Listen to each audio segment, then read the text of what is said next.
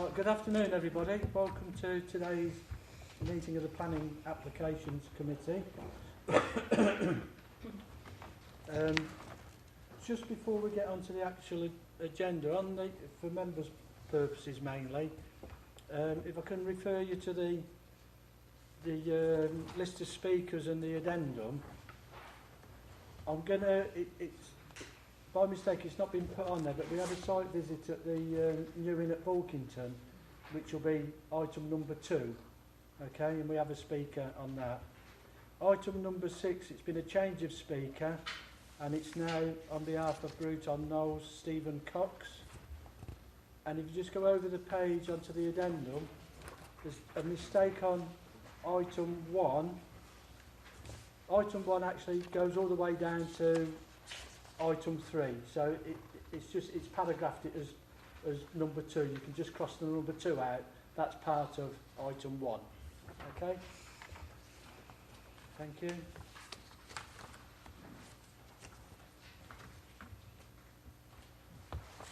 Okay, we can start with the evacuation procedures. We're not expecting any alarms to go off tonight, so if they do, we'll treat it for real. And if we can vacate the chamber from either side of the room, down the steps, out the front door, and meet across at over the road at the Yorkshire Bank. If anybody's got any difficulty in doing that, give us a shout and we'll make sure you get assistance to get out. It's also a good time to remind people to either turn your phone off or put it on silent, please. And I do also need to inform you that the council is recording this meeting tonight, and it will. Sorry? It's on. Oh, sorry. I couldn't see it from. I'm getting told off already, and I'm doing the right thing. Sorry. Yeah, so I forgot what I was saying now. Yeah, so the council's recording it, and it will go out to the public tomorrow.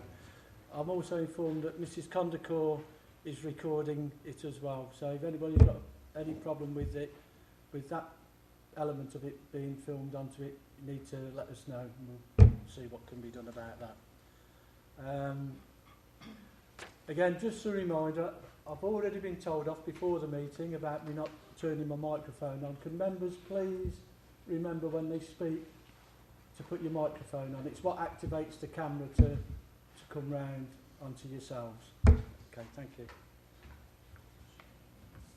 Item number 2 is to receive apologies. I'm aware of apologies from Councillor Longdon and Pomfret.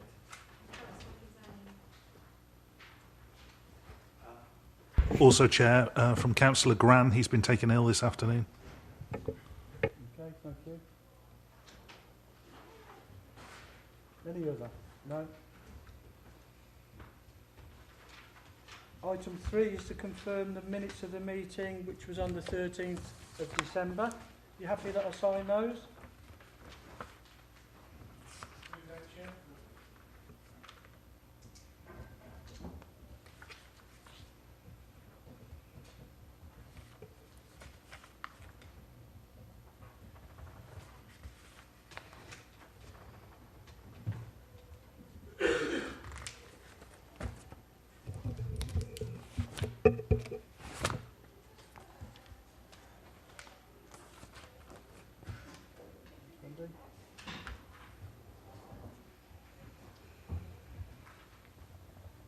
Takes us on to item 4, to receive declarations of disclosable pecuniary and other interests in accordance with the Members' Code of Conduct.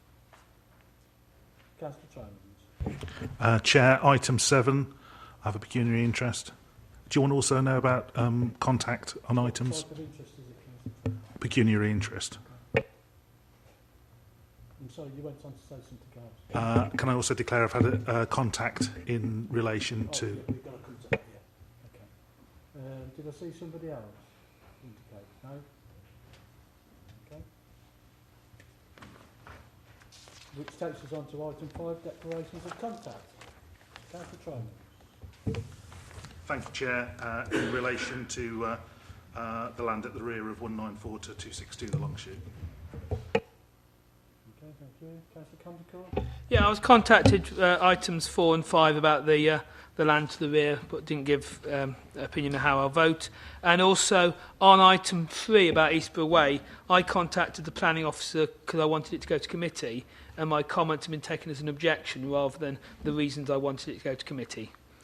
So just to clarify, on page 46 of the agenda, those comments were why I had concerns rather than an objection. Oh, right, okay. I thought you said the other way. But okay, thank you.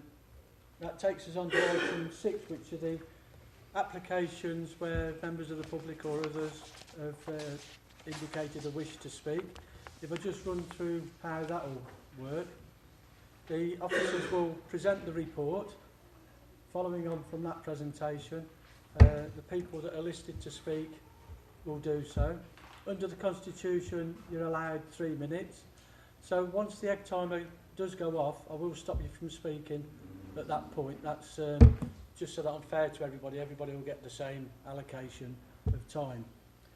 However, arising from what you've said, members may or may not wish to ask for points of clarification. There can only be points of clarification from what's been said during that presentation. Following on from that, the officers may want to respond to that, and then it will be down to the committee. We do have to have something moved and seconded to allow debate to take place. So I normally do that as a matter of course. And then the members will debate the matter and hopefully reach a decision. I say hopefully, we do mostly make a decision on the night. Occasionally, as like today, things will be deferred for site visits or for extra information. Okay, everybody clear on that? Okay, thank you.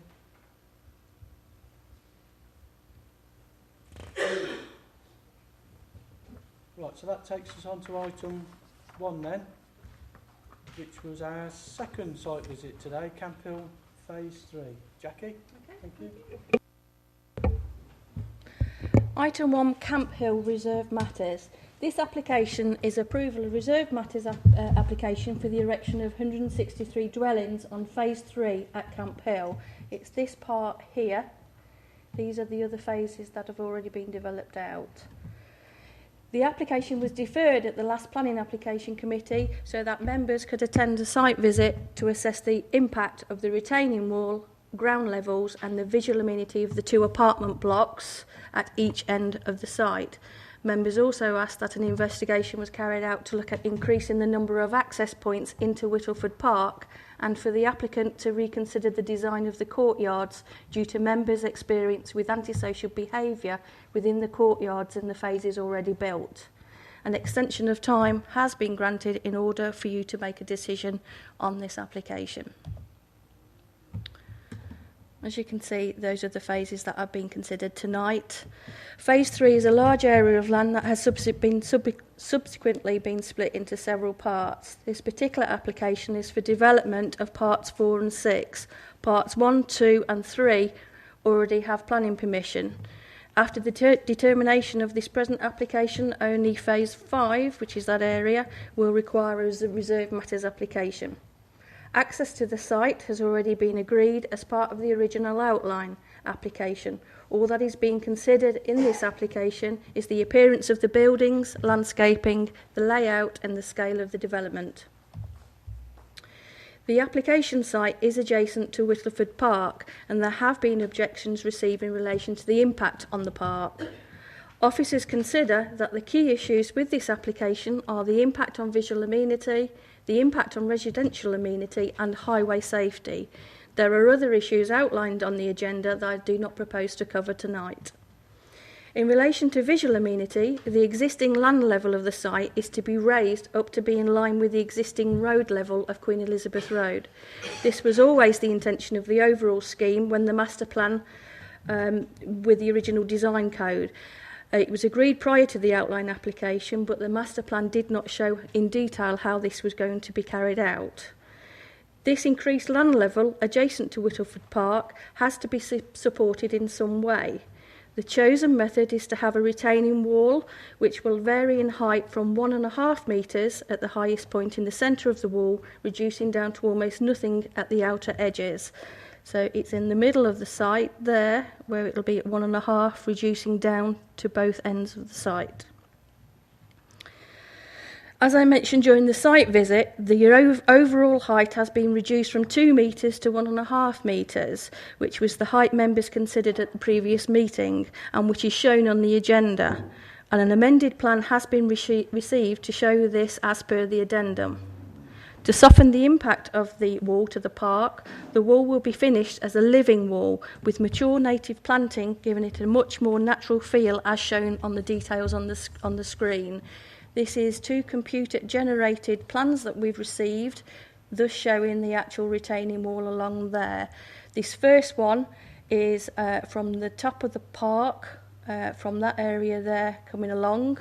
The second one is from the bottom of the park, near the car park, where members park today, going along the side.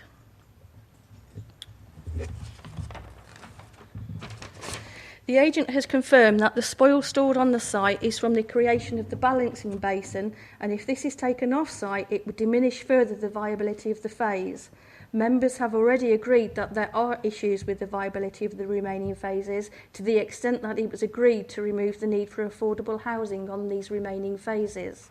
The agent also states that the retention on site of the spoil will minimise the carbon footprint of the development by reducing landfill and HGV movement from the site. It has always been envisaged that there should be easy movement between the development and the park and beyond. 3 footpaths have been provided connecting the development to the park. These are the 3 nodes here. The position of these was agreed with Council's Parks Department to follow the most likely desired lines and to connect with other nodal junctions such as the footbridge, the formal park area and the cycle route. Members previously requested that more footpaths into the park was considered, as members thought that the public would make up their own connections. Warwickshire Police were consulted during the application process and after members' requests for more connections. Now, the previous houses on the edge of the development, which have now been demolished, suffered increased burglaries and antisocial behaviour, and it was concluded that this was due to the unlimited escape routes available into the park and beyond. Therefore, the police would have concerns if the numbers of footpaths into the park were increased. The retaining wall is proposed to be at a 65-degree angle, and the proposed defensible planting and perimeter fence should prevent shortcuts. To further address these concerns, one of the proposed conditions has been improved to ensure that there is clear signage at each of access into the development to show clearly whether or not there is a direct link into the park. The agent has amended the position of one of the linkages, this one here, to be more evenly spaced. This was changed after the agenda was printed and is shown as an addendum plan. The Council's Park Department wanted a footpath on the edge of the park in order for the links into the park to be maximised. The design has taken this into consideration. Warwickshire Police's request was that this footpath does not provide a direct escape route and is more indirect, and is largely benefited from natural surveillance from the proposed houses. That is indeed what has been designed in, and there is an informal route all the way through the site, but it meanders again at the request of the police. And obviously there's the natural surveillance you can't quite see from that small plan, I'm sorry. It is therefore considered that there are no grounds to refuse the application on the visual amenity of the living retaining wall and amount of footpath links into the park. Members previously had concerns about the visual amenity of the 3-storey apartment blocks at both ends of the site. That is the end near the car park, and it goes almost through. There are a few houses missing up to that one, which is the other end of the park near the multi-use gym area. These are marginally taller than the houses, you'll see from there. These elements were requested by principal officers at the pre-application stage to provide defined bookends to the edge of the developed urban landscape against the backdrop of the natural environment of the park and the valley within which it sits. In terms of the design of the houses, they are very similar to the other areas already developed elsewhere in Camp Hill, and particularly those on the other side of Queen Elizabeth Road. The street scene shown here is indicative. It is therefore considered that there are no grounds to refuse the application on visual amenity. In terms of parking provision, where possible, parking has been provided in proximity to the dwellings that they serve. However, in order to provide a maximum of parking spaces, 9 rear courtyards have been provided for a maximum of 6 spaces. Members previously voiced concerns on their experiences with antisocial behaviour within the parking courtyards on the previous schemes. Pride in Camp Hill have worked with the developer over the phases to address the antisocial behaviour that has been experienced, and the design for these car parks have evolved over the phases to try to address this. Natural active surveillance from the neighbouring properties has substantially been increased, similarly to the natural surveillance to the parking for the apartments.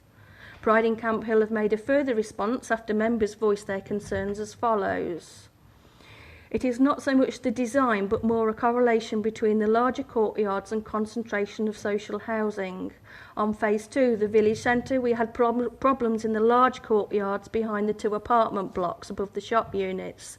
The problems have been designed out in consultation with the residents and focused on changing the way the courtyards are gated. Behind one of the blocks, it was the shared nature of the courtyard that also contributed to the problems. We do not foresee these problems with the next phase of the Barratt development because of the dominance of private housing and the courtyard servicing a much smaller number of households. Requested amendments were carried out during the application process to try to identify possible problem areas. This included the replacement of proposed bollards between the car park for the blocks M and N and the small courtyard behind the rear of 601. This was to replace the bollards with a 1,500 metre high timber fence with a 300 metre trellis to avoid a rat run through the 2 car parks. That's as it was originally designed, with the bollards there, and we felt that there could be a run through there. This has now been amended to a fence.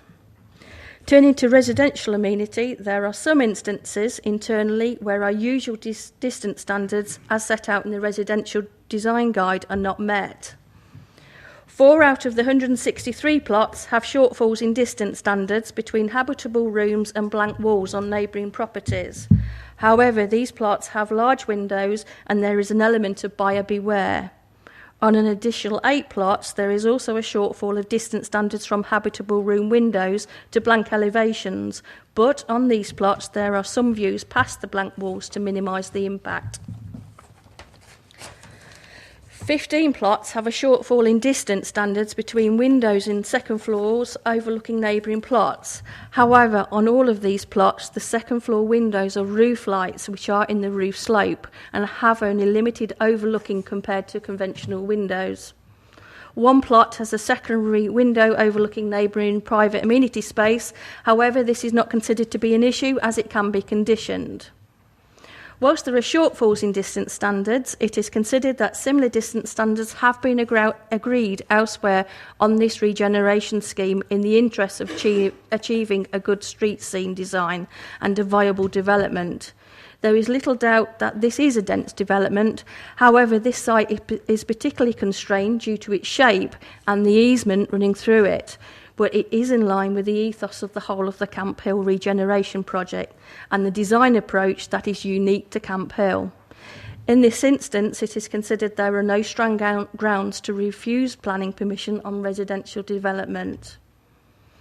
In relation to highway safety, Warwickshire County Council have no objections subject to conditions as shown on the agenda. It is considered that there are no strong grounds to refuse the application, and the recommendation is therefore one of approval, subject to the conditions as set out on your agenda and addendum. Thank you, Chair. Thank you. Can I ask Craig Morby? Sorry, I didn't say it. If you press the large button on your thing. My name's Craig Morby. I'm an architect and associate director working for IDP Group. I've worked alongside Barratt Homes on the Camp Hill Phase 3 development for 10 years, including the production of the original Phase 3 master plan. As with the previously approved phases of the scheme, we have looked to work in consultation with local authority partners and stakeholders to develop our proposals. We commenced pre-application consultation meetings on this phase a little over a year ago, and the current scheme recommended for approval has been shaped by the input of planners, the countryside and highway teams, secured by Design Officer and Pinch. The reserved matters nature of this application means that a number of design parameters, such as the extent and scale of development, were already, for the most part, agreed. Where possible, we have looked to incorporate best practice arrangements within the layout beyond that which was originally envisaged in the outline proposals. With regard to proposed levels, the former housing to the south of Queen Elizabeth Road was set out at a lower level than the road, requiring steps between the carriageway and footway, and it has always been considered important to raise the level of development on this boundary to promote ease of access to all and give a more balanced street scene to each side of the road. Due to the relatively shallow depth of the application parcel, and with a view to sustainability, limiting the amount of soil removed from the development, a degree of level change between development and the park is required in the form of soil banking. My client has reduced the proposed relative level of the soil banking at its highest point in relation to the park to 1.5 metres to address perceived concerns over the relationship of the development with the park, and we have prepared computer-generated images to show the scale of this element. The new soil banking reduces at both ends of the development, accommodating the three-storey elements. The soil bank will be planted with natural ground cover and can be viewed as a potential ecological asset. We've been encouraged through pre-application advice to give more presence to the corners of the development at each end of Queen Elizabeth Road. We have therefore introduced three-storey apartment blocks in these nodal locations of a similar scale to that employed in previous phases. We have specified rendered gables to upper storeys in these locations to visually break up the massing. These corner elements have a relatively small underbuild in relation to the park, which reduces the potential for overbearing. Existing constraints and overall viability considerations have also influenced the layout. A large sewer runs across the whole length of the development, and this, combined with the shallow depth of the application site, limits the potential for alternative patterns of development. Given that direct access to individual properties along the entirety of Queen Elizabeth Road would prove problematic in highway terms, and in order to match the character of previous phases of development, there has always been an expectation that there will be a requirement for a number of rear parking courts.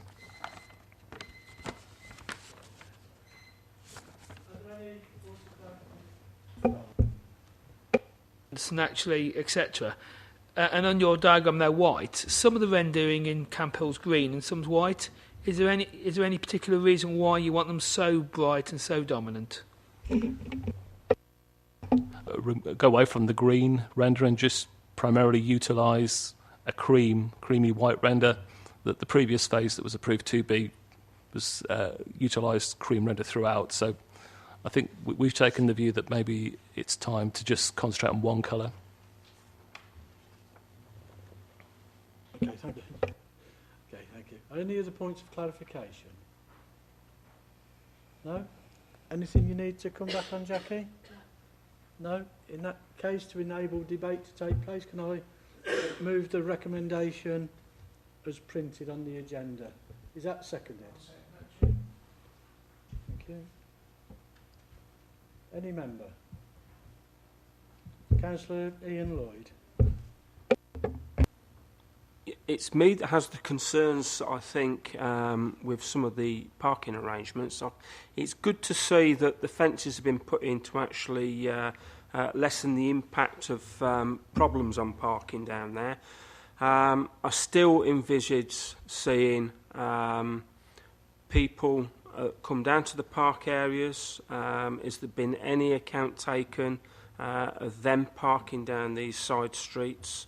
I know it's open to the properties and it can be governed by the properties, but my experience is there's friction starts when people come down to the park and they park in that area. And I know there's a parking area further down, but let's face it, people will park as close to those footpaths as they possibly can.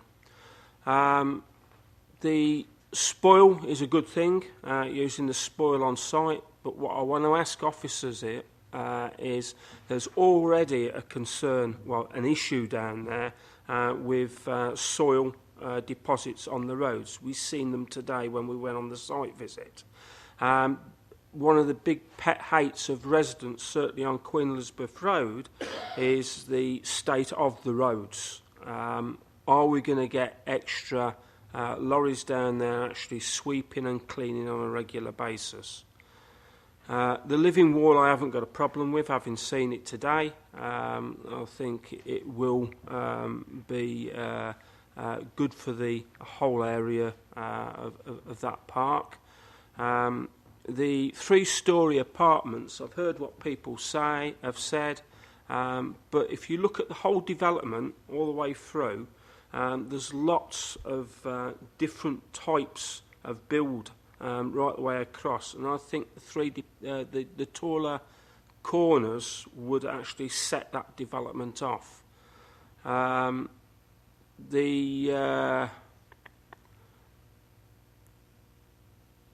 As I say, I mean, it's good that the spoil's been used, but we do need those road sweepers actually cleaning it up. Chair, on a balance, this I think is a good development. It does add to that area. There was properties along part of Queen Elizabeth Road, all but a lot lower, and there was issues with those properties previously. I just think, we need to move forward with this development and complete it for the sake of the people that are living around there, as well as the new people that are coming in. Because, sooner the developments are completed in that area, the sooner the roads can be repaired, and the sooner that the muck can be taken off those roads. It is a big bone of contention within Queen Elizabeth Road. It's one of our biggest complaints. Jackie, do you want to respond to that? Just very quickly, you confirmed it yourself, but there is the car park there anyway for people using the car for using the park. Obviously we can't make them park there, but it is there for a reason. In terms of the road cleaning, that is a condition on the outline application. Certainly when I've been down there which is a regular basis, there is a road sweeper going up and down.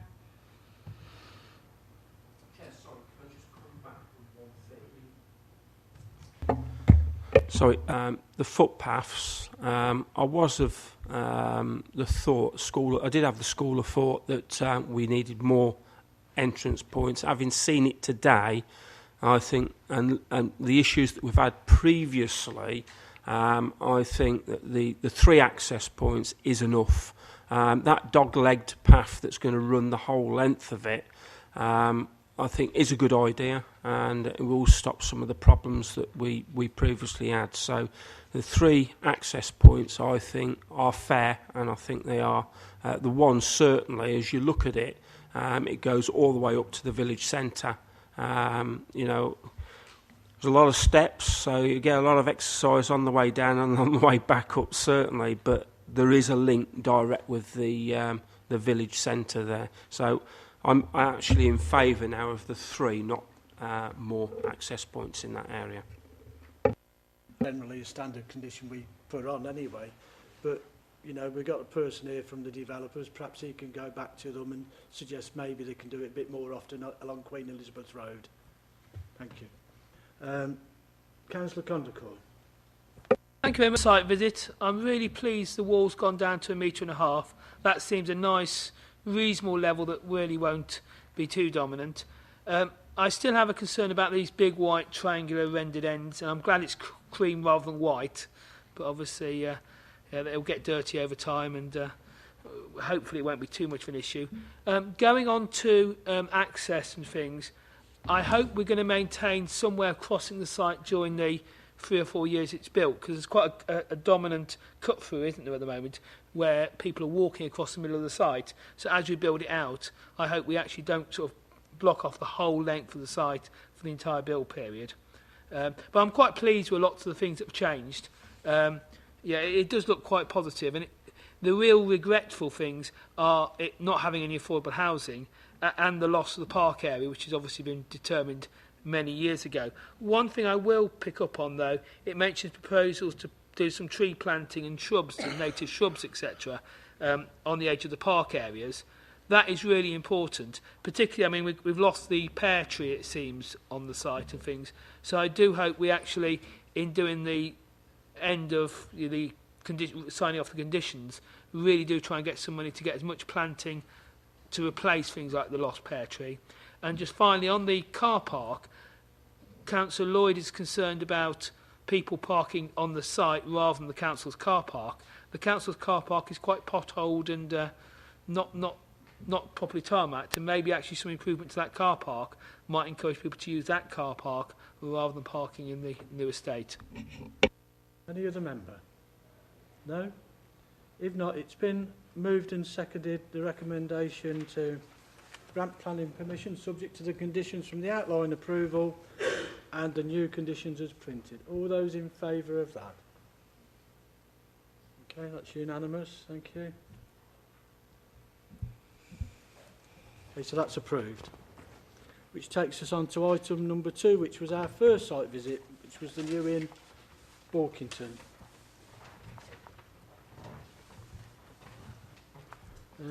Jackie, you again, just whenever you're ready, please. This application is for the demolition of the new inn public house on Rugby Road, Bulkington, and the erection of 14 dwellings in its place. Access to the site is proposed to be off Oakham Crescent. The application was deferred at the last planning application committee so that members could attend a site visit to assess the impact of the boundary treatment to Rugby Road, Wolvie Road frontage and the impact to the street scene. Members always also wanted to be able to view street parking and potential highways issues in the area. Members also wanted, held between the owners, for discussions to be held between the owners of the properties opposite the site in Oakham Crescent, which is NBBC Housing, the developer and county highways, to ascertain the possibility of the development paying for drop curbs to the houses opposite the development to alleviate existing on-street parking issues. So that's Oakham Crescent there, and members were looking at seeing if we could have drop curbs on those bungalows there. Members also wanted confirmation that County Highways had made a site visit during the assessment and that the road was indeed adopted. There have been several neighbours' letters of objection to the scheme, mainly on the grounds of highway safety and the number of dwellings proposed. Officers consider that the key issues with this application are the principle of residential development, loss of the community facility, impact on visual amenity, noise, highway safety and planning obligations. There are other issues set out on your agenda which I do not propose to go over. In relation to the principle of residential development and loss of the community facility, this site is previously developed and is in an urban area and as such is considered acceptable for development. The pub itself is considered to be a community facility and the National Planning Policy Framework requires that planning decisions should guard against the unnecessary loss of valued facilities and services, particularly where this reduces the community's ability to meet its day-to-day needs. However, this pub has been closed for a period of 8 months. The agent states this is due to competition from other public houses and a decline in patronage. There are other public houses in Bulkington, and it is therefore considered that there are no strong grounds to resist the development on the loss of a community facility. An extension of time has been granted in order for you to make a decision on this application. In relation to the impact on visual amenity, there is little doubt that there will be some impact on this from the development in that it will be more densely developed than before. The dwellings have been designed as a group whilst drawing on features of the neighbouring residential properties in order to blend in with the character of the area. It is considered that there are no grounds to refuse the application on visual amenity. The site is located on a busy road junction. Environmental Health have commented on the proposal and consider that noise from the junctions of Rugby Road, New Street and Wolvie Road may adversely affect the enjoyment of the new gardens during the daytime.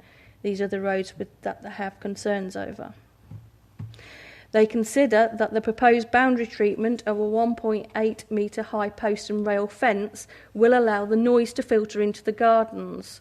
They would prefer a 1.8 metre high solid brick wall to protect the gardens and to a degree the windows of the affected properties. However, planning officers consider that a high brick wall would not be an acceptable feature in the street scene and therefore do not support this suggestion. A condition is suggested requiring details of all boundary treatments to be submitted for approval.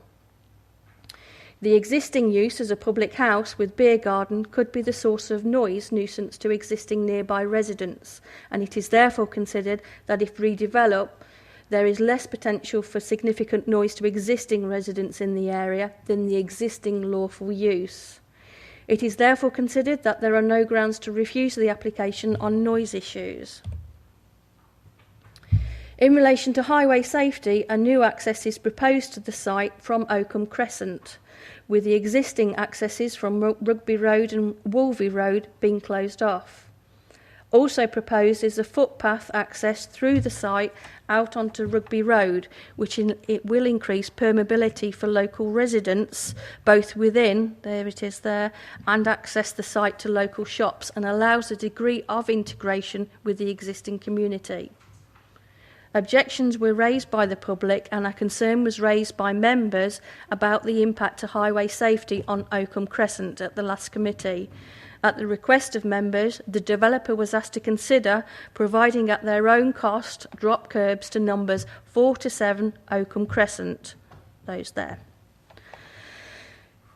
As the council owns these bungalows, the relevant housing teams were consulted as to whether they would agree in principle to this. The housing asset management team considered the drop curbs would benefit the existing properties as there are no garages within the area and it would take vehicles including mobility scooters off the road.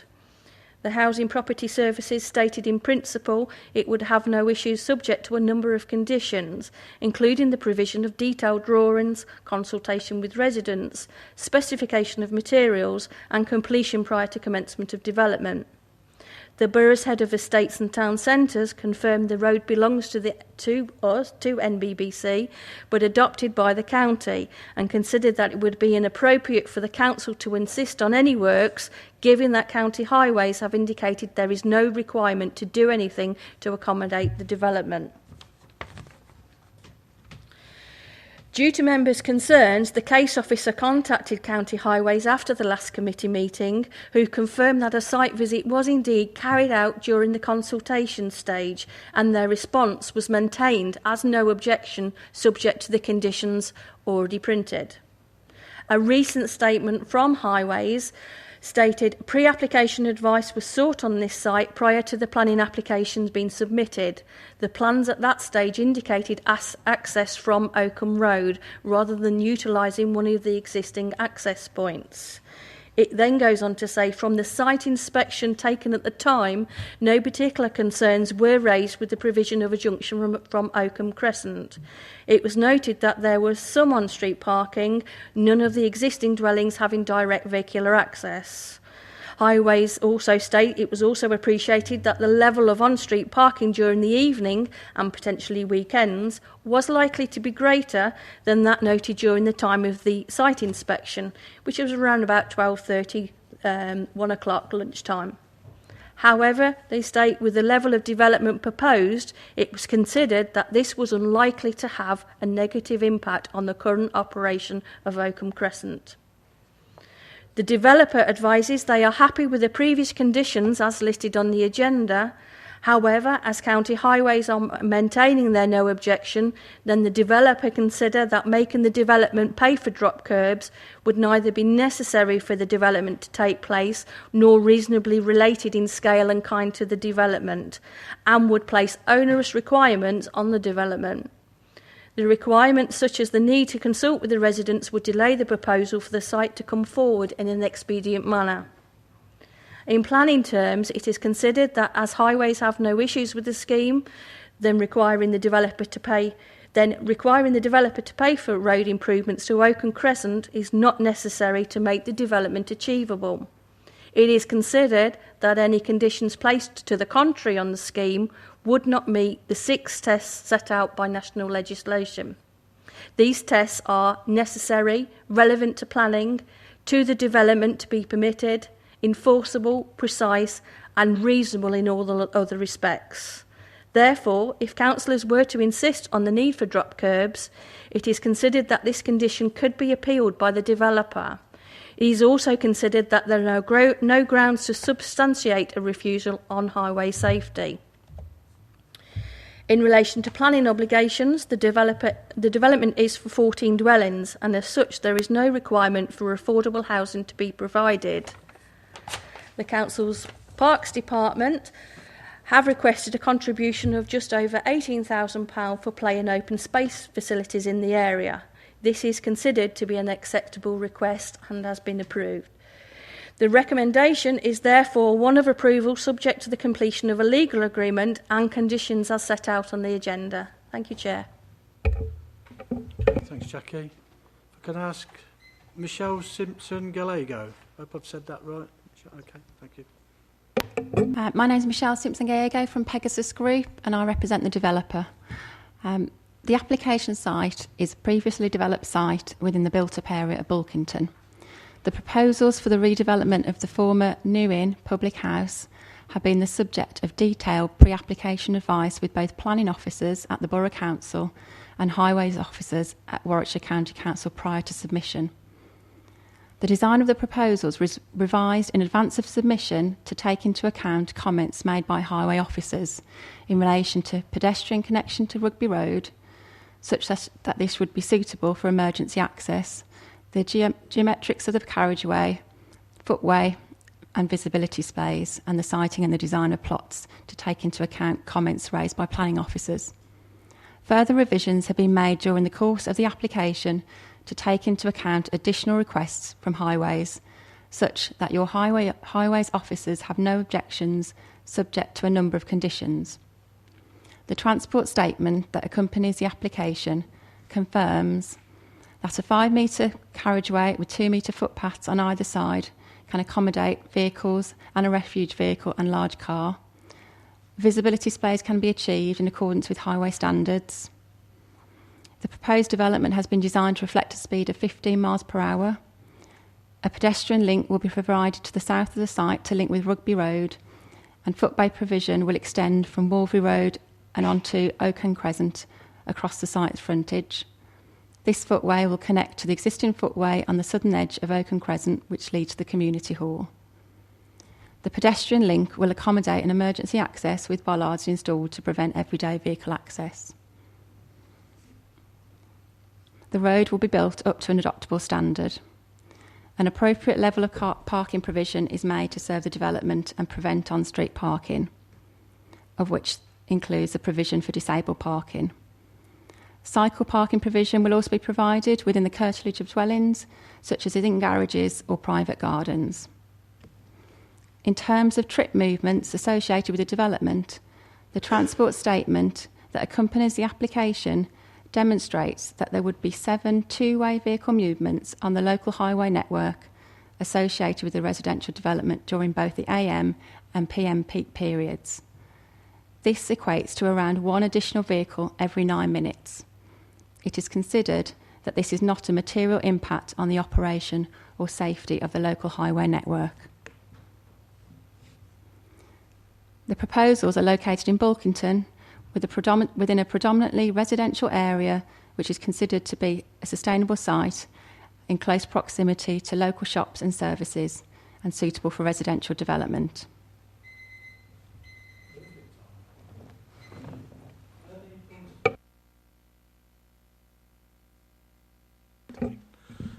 Anything you need to come back on? No, Chair. Okay, thank you. In that case, to enable debate to take place, can I move the recommendation?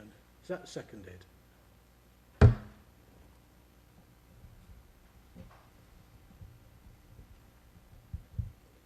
Any member wish to speak?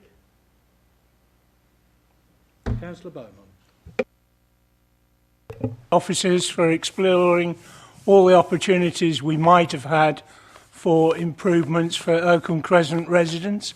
It's a shame we weren't able to progress it to the point where developers were being asked to pay for it. As a scheme, the drop curbs is still, I think, adoptable, and I'll be seeking ways within council or even outside of council to help the residents have an improved position as far as those are concerned. I think it's important to recognise that when this site is developed, it's going to offer the village public parking spaces, which is, when I read it, it was a complete surprise to me. As a long-standing resident of Bulkington, I have very often used the New Inn car park to go and buy me chips, get my newspaper and other stuff from the adjacent shops. And the thought that the development will take place and that the parking spaces are available to Bulkington residents was a bit of a surprise to me, albeit it is an adopted road, will be adopted by Warwickshire County Council, and I suppose as such we can think of it as adding to the amenities of Bulkington Village. I was surprised on the same grounds that the developers weren't prepared to consider doing the drop curbs themselves, because I think it would have been an appropriate gesture to residents who are tenants, not able to carry out property improvements of their own accord, because it does depend then on their landlord finding the means of doing that. And I think overall it would not have added greatly to a scheme which is going to have a good yield and be a nice earner. So I'll give it a pat on the bottom and wish it good luck as it becomes part of the village scene. Thank you. No, I just want to make one point, really, and it's to generally, in terms of developers and applicants, and it was spoken about the pre-application discussions with the council. I actually believe applicants and developers should go further than that. Some do it, and have those pre-application discussions with the local community as well. Because I often think when that happens, some of these smaller problems can be ironed out at that point. So if you want to take that as a message as me coming from the chair, then please do so. Okay, the recommendation is as printed on the agenda. So to give the Head of Development Control delegated authority to grant planning permission, as the consultations actually don't expire until the 19th of January. All those in favour of that? Okay, thank you. That's unanimous. That's approved then. Okay, thank you. We can move on to item number 3, which is the land corner of Eastborough Way and the Longshoot. You again, Jackie.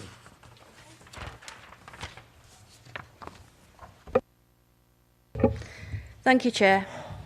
This application is an approval of reserved matters for the erection of 329 dwellings. Access to the site has already been agreed as part of the original outline application. All that is being considered at this stage is the appearance of the buildings, landscaping, the layout and the scale of the development. The site is situated on the corner of Eastborough Way and the Longshoot, with the Horston Grange District Shopping Centre and Public House and residential estate across the road. It's the Longshoot, Eastborough Way, there's the Public House, and that's the residential development of Horston Grange. To the east, it is bounded by the drive down to Wheatcroft Farm and Wheatcroft Cottages. This is the boundary down there. There's Wheatcroft Cottages there. The proposal will have 2 vehicular access roads into the site directly opposite the vehicular accesses into Horston Grange. One there and one there. As part of the Outline 106 agreement, these access are to be signalised. County Highways have no objection to the scheme and do not require any further conditions than that set out as in the outline approval. There is also proposed to be a cycle route on part of the edge of development to link up with the cycle link paid for by a previous development to the south.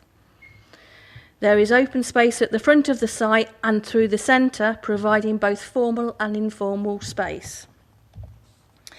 The closest properties to development are the Wheatcroft Farm Cottages, which is shown there in a close-up, and 21 the Longshoot there.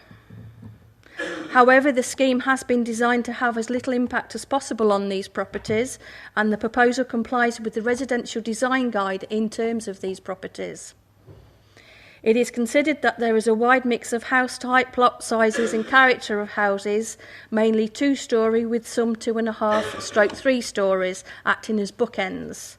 These mainly comply with the distance standards in the residential design guide.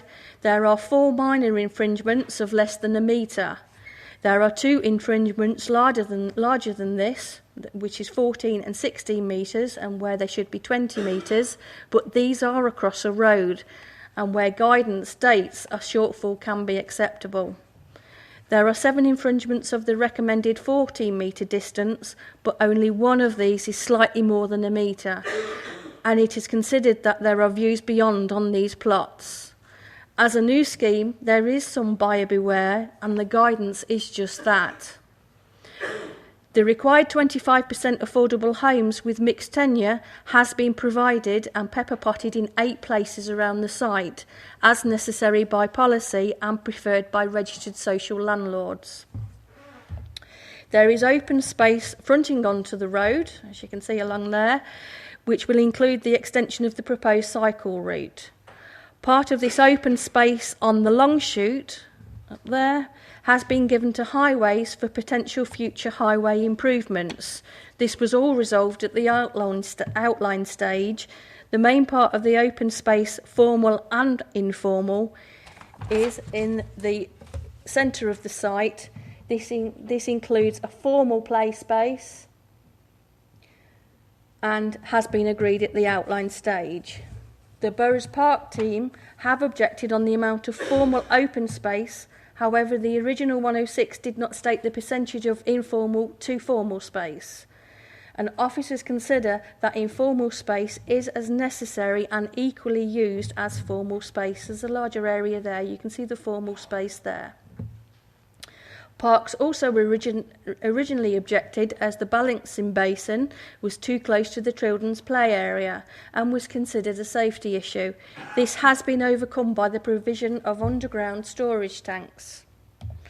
It is considered that there are no grounds to refuse the application, and the recommendation is therefore one of approval subject to the conditions as set out on your agenda. Thank you, Chair. Okay, thanks, Jackie.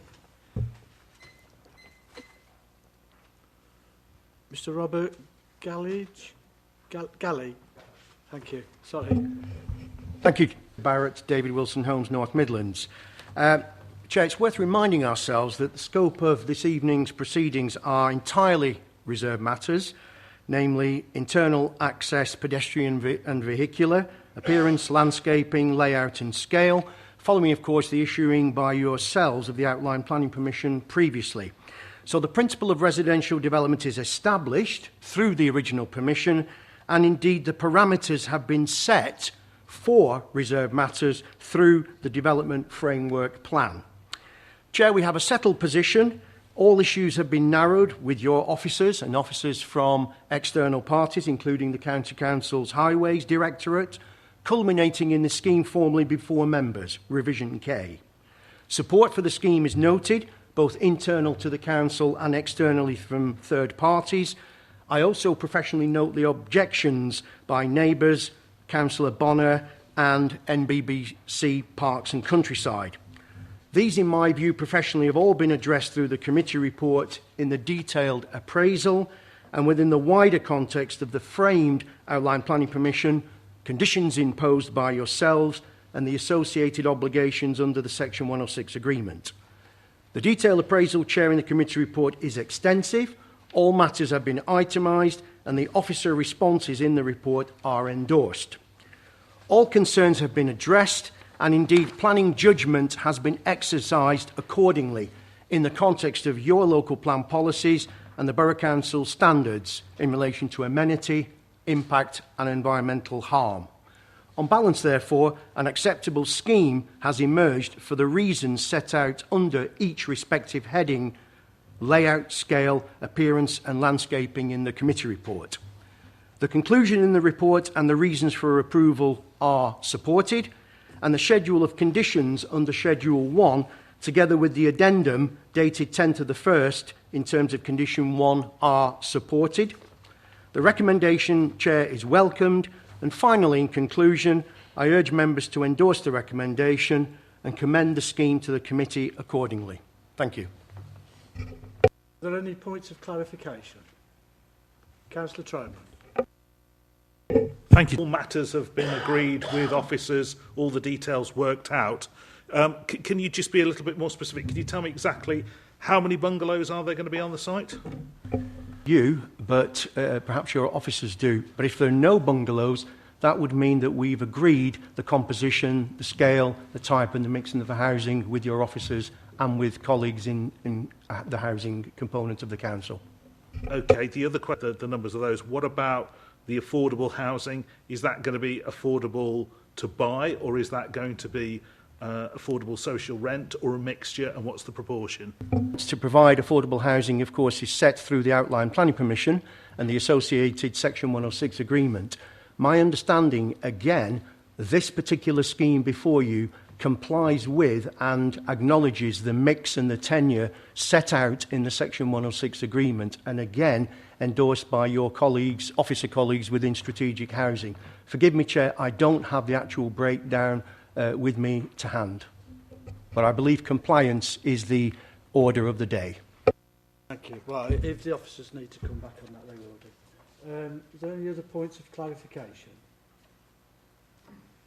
No? Jackie, anything you need to come back on? No, Chair. Okay. In that case, to enable debate to take place, can I move the recommendation as printed on the agenda?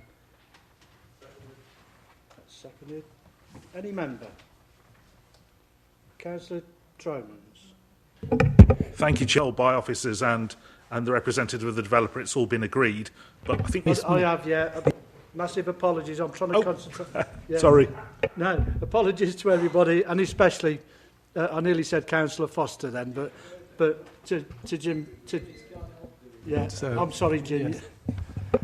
Maybe because this is a difficult one to speak to because it is only reserved matters.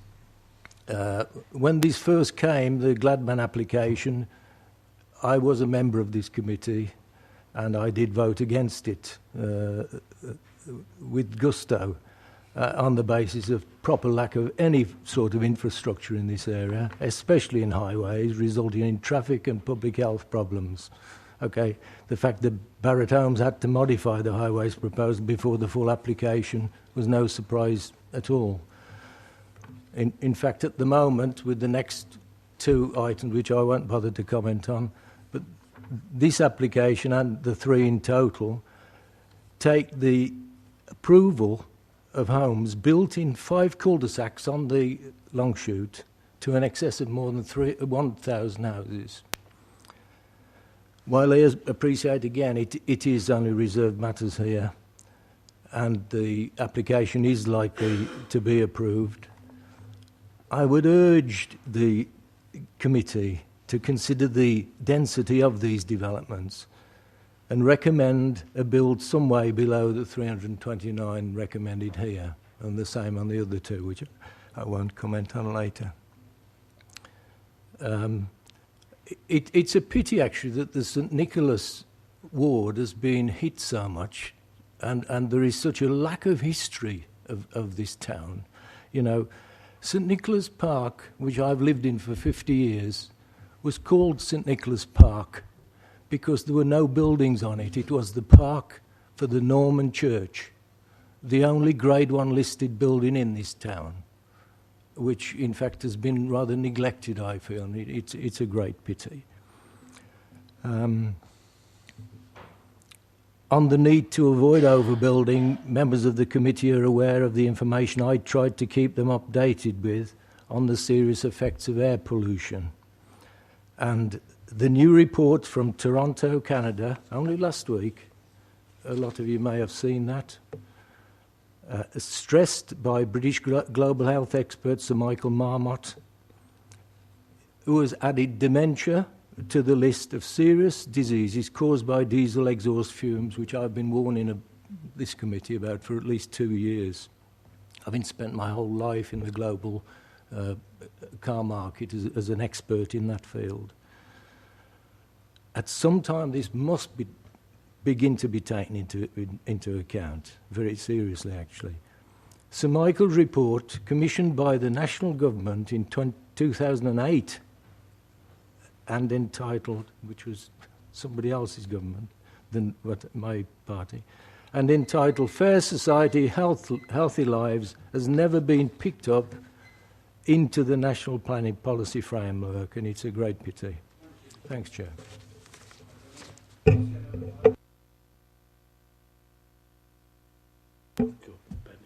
Are there any points of clarification? No? Jackie, anything at this point? A couple of points on there was basically about highways. The amount and the position of this site has already, in principle, been agreed. The transport assessments, etc., on the outline. We're not looking at that on this particular application. In terms of having a lower density, it complies with the residential design guide. We have no national guidance in terms of density. Thank you.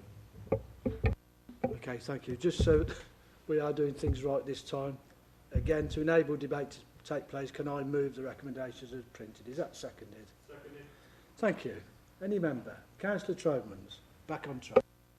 I think in order for us to be able to debate this and vote, I think we need to know what we're voting for. So how many bungalows are there? What is the affordable housing split in terms of social rent and affordable to buy? Because we, developments, and communities need affordable to buy at least as much as they need it to rent. We need to know these kind of details. Can the officer give me that before I comment further? Please. Thank you. With this particular application, all of those details have already been sorted out as part of the outline application. All you're considering with this current application is what it looks like, how big it is, the internal access roads, and the landscaping provision. So the provision for affordable housing was dealt with at the outline stage and will specify 25% of the dwellings have to be to affordable standards, and it sets out in the legal agreement the split that's required for those dwellings. I don't know the detail of that. Generally, it's 25% shared ownership, 75% rental. That's normally the split, but I can't confirm because I haven't looked at the specific legal agreement for this one. So all you're considering is the detail on the plans before you. All of those are already established. Yes, sorry, in relation to the bungalows, there aren't any bungalows. It's all 2 and 2.5, possibly 3 developments on the site. Thank you for clarifying my view on this development then. I know we are considering the layout and all the rest of it, but when this application was agreed, and I think we should just remember the context on which it was agreed. In the provisional borough plan, this was Greenbelt land, and it was overturned, and it was decided that, and announced by Gladman's, which was a bit of a shock rather than the council, it was announced at the planning hearing that I attended and objected to this development, that this would be built on and it wouldn't be going to the Greenbelt as it was supposed to be. And part of the mitigation for that was that they would make sure that the housing types and densities and the layout and everything meet the needs of the local community, and it would be a net benefit. There has to be development somewhere. This would be the right kind of development. But clearly, we are not having bungalows and other property types built that we need to enable people to downsize when they've got empty nests, to free up large family homes. That's the ecologically sound way to do things, is to let people downsize into bungalows yet still stay within their communities with all of the infrastructure and support that they have there. And we're not getting any of this from this layout. All we're getting is yet more of the same that we've seen in so many other towns and parts of this borough, and particularly in St Nicholas. It's adding no value whatsoever. And I really am very disappointed that when the council went on a limb and let Gladman push them into moving this out of the Greenbelt and allowing building to take place on the promise it would be a net benefit, it's turned out to be more of the same and the worst types of the same.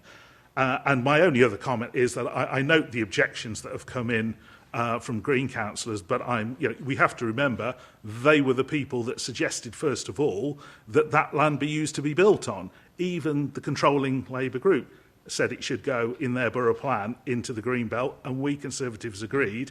I hate to make a party political point, but it does seem like flip-flopping and double standards to complain about drainage when everyone said it should stay in the green belt, because those houses will get flooded.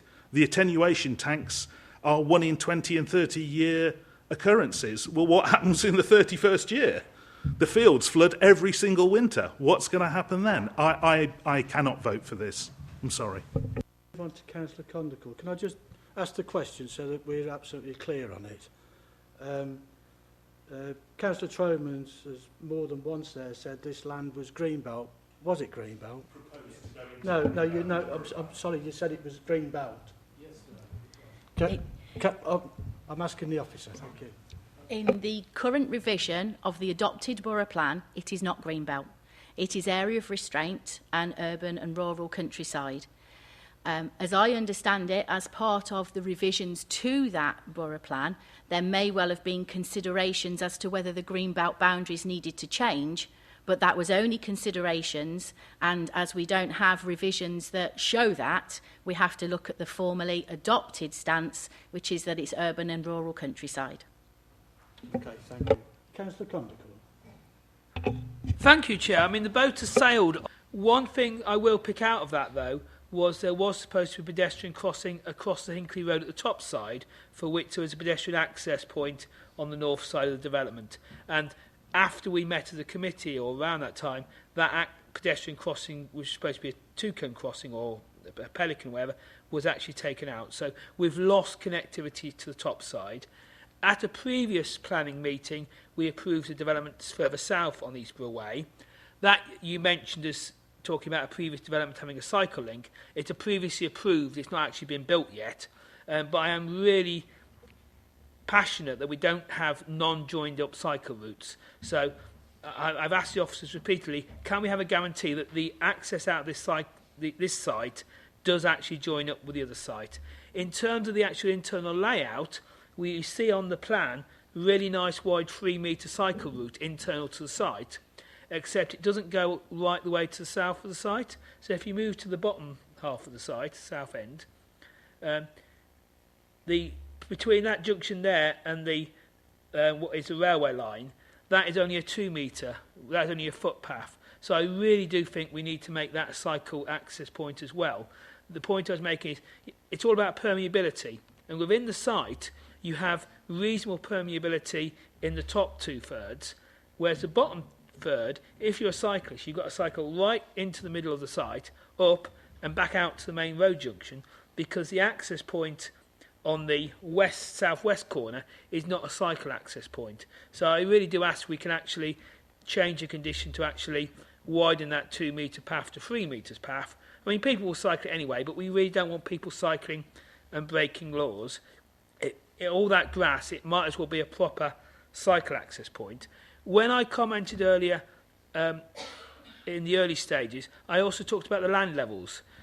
Councillor Troman talked about the site flooding regularly, and in the original diagrams, there was lots of cut and raise of land. You're actually raising the land up about 3 metres, and I believe the drainage thing has only just been agreed to try and actually cope with the amount of water, which is why we've now got, in this layout, underground tanks and pumping stations, etc. So it is good that it's all been properly tested now. We've got more capacity for flooding, but yeah, we do need to get these sites right, and there is always issues of balancing ponds next to play areas. Yeah, we really should have got this right earlier. So I say it's very difficult to object to the application, but we do need to sort some things out, like actually the permeability with bicycles. And the final point I'd like to make is I am always passionate about trying to protect as many trees as we can. And on the top side of the site, and on your diagrams there, it says tree removed for temporary access road. Can we stop chopping trees down just to temporarily put an access point in? We have 2 access points on this site, both going onto the Eastborough Way. Why can't we actually develop this site out? Yeah, I understand that while you're building an access, you need somewhere else for vehicles to go on. But as this site already has 2 access points, why on earth chop a tree down on the long shoot for yet another temporary access point? It is just nuts.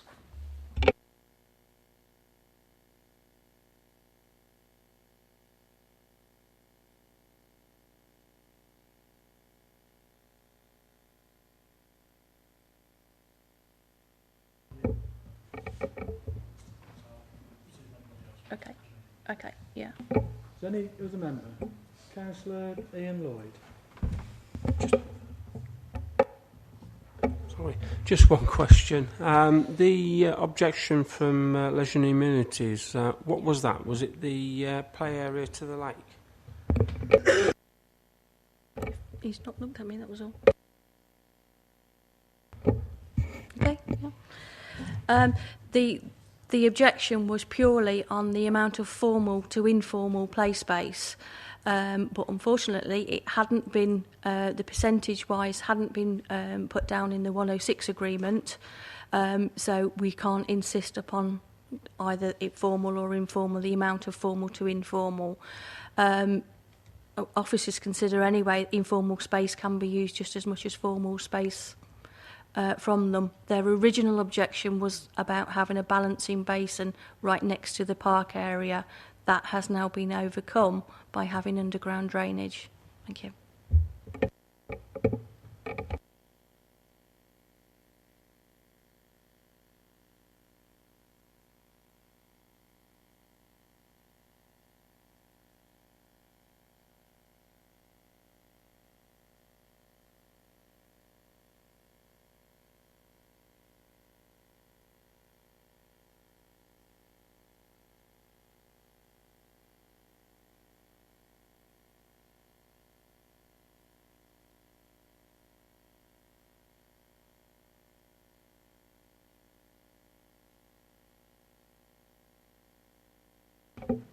And against?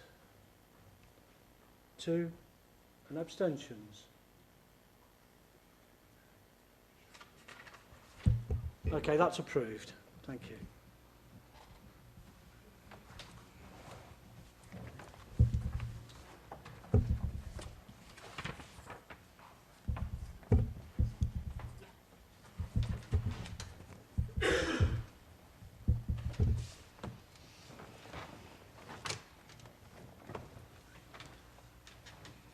Okay, swap over completed.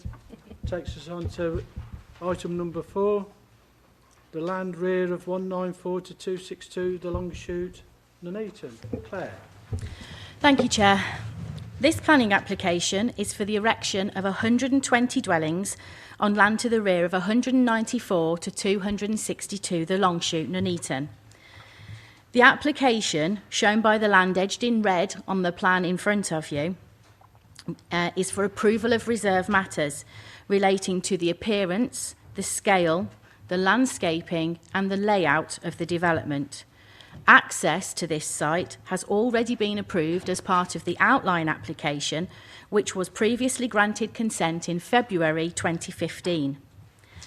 The original outline application on the whole of this site, including the blue land, which is the little pocket there, was granted for 120 dwellings total.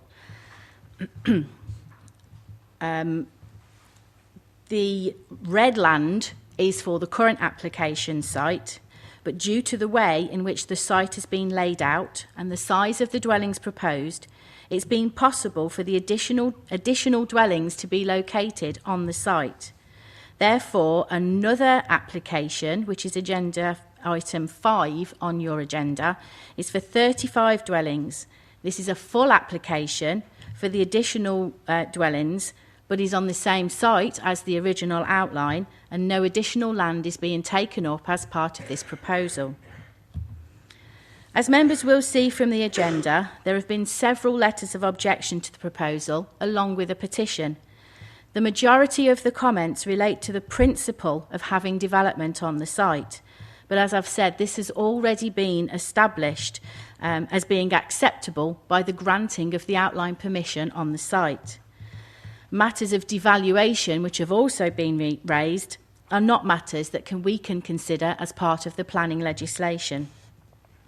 Therefore, your officers consider that the key issues with this application are the housing mix, residential amenity, visual amenity, highway safety, flooding and drainage, ecology and biodiversity. In relation to the housing need and mix, 30 affordable dwellings are proposed as part of this scheme. This complies with the Council's policy of 25%. These properties are a mix of rented, which are coloured blue and are located here and one there, here and across the site. There is also shared ownership, which are coloured green and range from 1 to 3 bedrooms. These are located in this location here and also at the top. The majority of these affordable houses are 2-storey, but also proposed are some 1-bedroom maisonettes. Officers consider that the units are spread adequately across the site, especially taking into account the additional application for the 35 units separately being considered, where there's also affordable housing proposed in this location here. Housing do not have any objections to the proposal. The market dwellings that are proposed on this scheme are a mix of 2 to 5 bedrooms and are generally semi-detached and detached houses. Your officers consider that the mix of dwellings on this site is acceptable. In relation to residential amenity, the site is adjoined by properties on Watling Street and the Long Shoot. So these ones here are the ones on the Long Shoot, and these really are the ones on Watling Street. This is the Long Shoot where the access is. This is Watling Street. There have been some concerns raised by some of these properties that there are dwellings side on at the bottom of their gardens, and these have blank brick walls. Adopted policy for separation standards dictates that 14 metres is required between habitable room windows and blank elevations. The separation standards in this case are easily met. And in some cases, there is in excess of 50 metres separation. Internally, in the site, all distance standards are met. It's therefore considered that there's no grounds to refuse the application on the impact on residential amenity.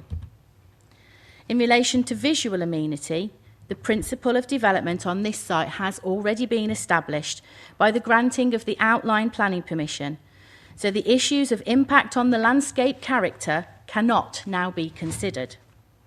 In terms of the visual amenity of the scheme itself, there is a primary street within the site, running here, which loops around, and a series of green spaces along that primary route.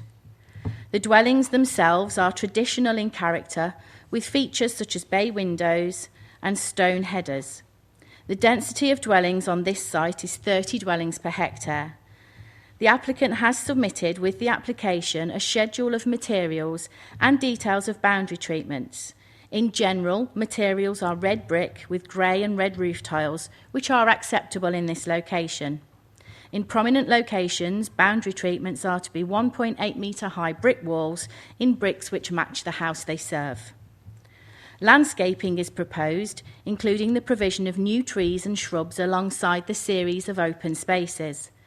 Whilst there is to be the removal of a hedge as part of this scheme, the mature trees on the western boundary are to be retained, and the Council's Parks and Countryside team have been consulted on this and do not object to the proposal. As I've previously said, access to the site was considered as part of the outline application, but the internal road network is being considered at this stage. County Council Highways have been consulted and have no objections to the scheme, subject to the imposition of conditions set out on your agenda.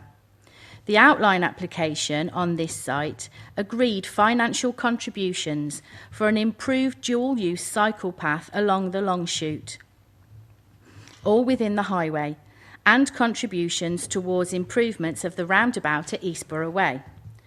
This scheme provides for a footway and cycleway link along the proposed access road, which is in pink on the plan before you, and runs along here. Also proposed is a footpath that would connect this application site to the adjacent site that has outline planning permission. That's shown in orange along here on this plan before you. The outline permission for the neighbouring site shows indicatively that there is open space that would adjoin the area of open space on this site where the footpath link runs through. So this enables links through this site and to a number of others along the Longshoot through to Buttermere Park. Although flooding was considered as part of the original outline application, as this application and the full application, which is the next agenda item, would result in additional 35 dwellings on the whole site, a new drainage strategy has therefore been submitted.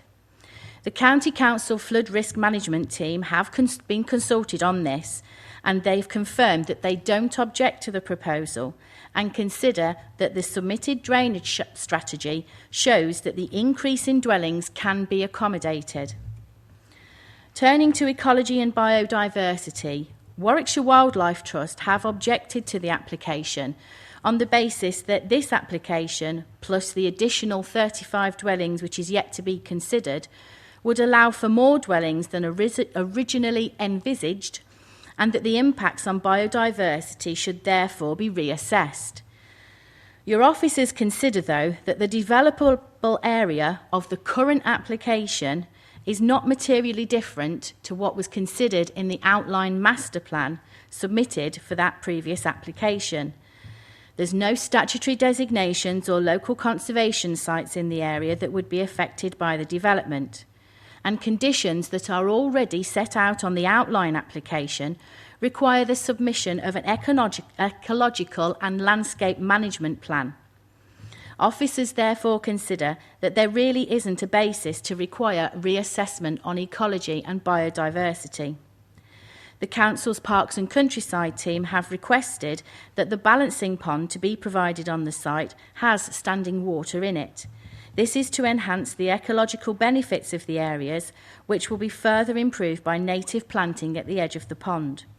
The recommendation is therefore one of approval, subject to the conditions as set out on the agenda and addendum. Thank you. Okay, thanks, Claire. David Bainbridge. Good evening. Opportunity to speak. My name's David Bainbridge. We're very grateful to your officers and also to officers of the County Council and other consultees for having worked with them since December 2015 in respect of pre-application discussions. We're pleased that we're at this point in time where there are no technical objections to the proposal in front of you members. You'll be aware from the officer's presentation that this is the first of two applications on this site, this being reserved matters pursuant to the outline planning permission, which was granted in February 2015. You'll also be aware from your officer's recommendation that the proposal is approval subject to conditions, but also a deed of variation to the Section 106, which is attached to the outline planning permission. This is to ensure that those obligations which are already agreed are also binding going forward in terms of the variation to the original outline permission. So 120 dwellings. These will be similar house types, quality of design to what Davidson's has already delivered down the Longshoot and also at what I know of as Church Fields at Weddington. There's a full mix of dwellings which is proposed across both this Reserve Matters application and the full planning application. So that ranges from one-bedroom dwellings all the way to five-bedroom dwellings. As a result of that comprehensive mix, which includes one-bedroom masonettes, which one can say are akin to a bungalow, in the fact that there is one dwelling on the ground floor, which is one bedroom, plus one dwelling which is on the first floor. So therefore the ground floor is akin to the bungalow. In terms of the housing mix, this is full and comprehensive across the scheme, with the mix of the affordable, which is in there at 25%. I believe there's a previous question raised in respect of the affordable housing. This is set out within the section 106, but is 63% rented, 37% shared ownership. So that's the mix that we're proposing going forward. I believe there may be a comment in respect of spacing distances, and your officers have already dealt with that. The guidance being within the design guide, 14 metres. As mentioned, we're in excess of 50 metres in part, and throughout for each plot, we are in excess of the minimum which is required.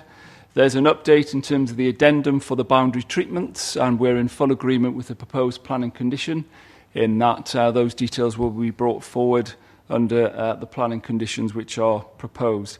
In terms of biodiversity, yes, we've worked with your internal officers, not least in terms of ensuring there will be standing water within the balancing pond, and as your officers have mentioned, there's the proposed ecological and landscape management plan, which we will adhere to in respect to the planning conditions.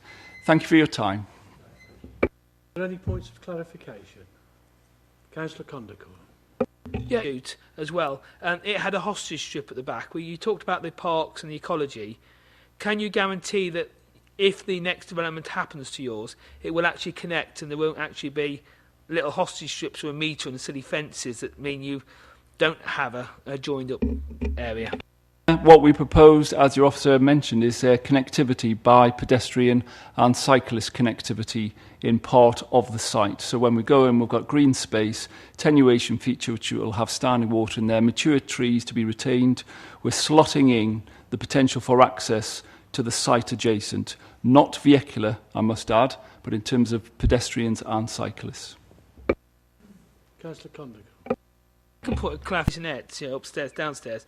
They actually count as 2 units of affordable housing, do they? So you're effectively doing a house divided vertically and counting it as 2 units? Bedroom dwellings, which is part of the mix that's been requested from us. Obviously, the ground floor is a 1-bedroom dwelling, the first floor is a 1-bedroom dwelling, so they count as 2 dwellings. We're not looking to reduce the number of dwelling units, being the 25%.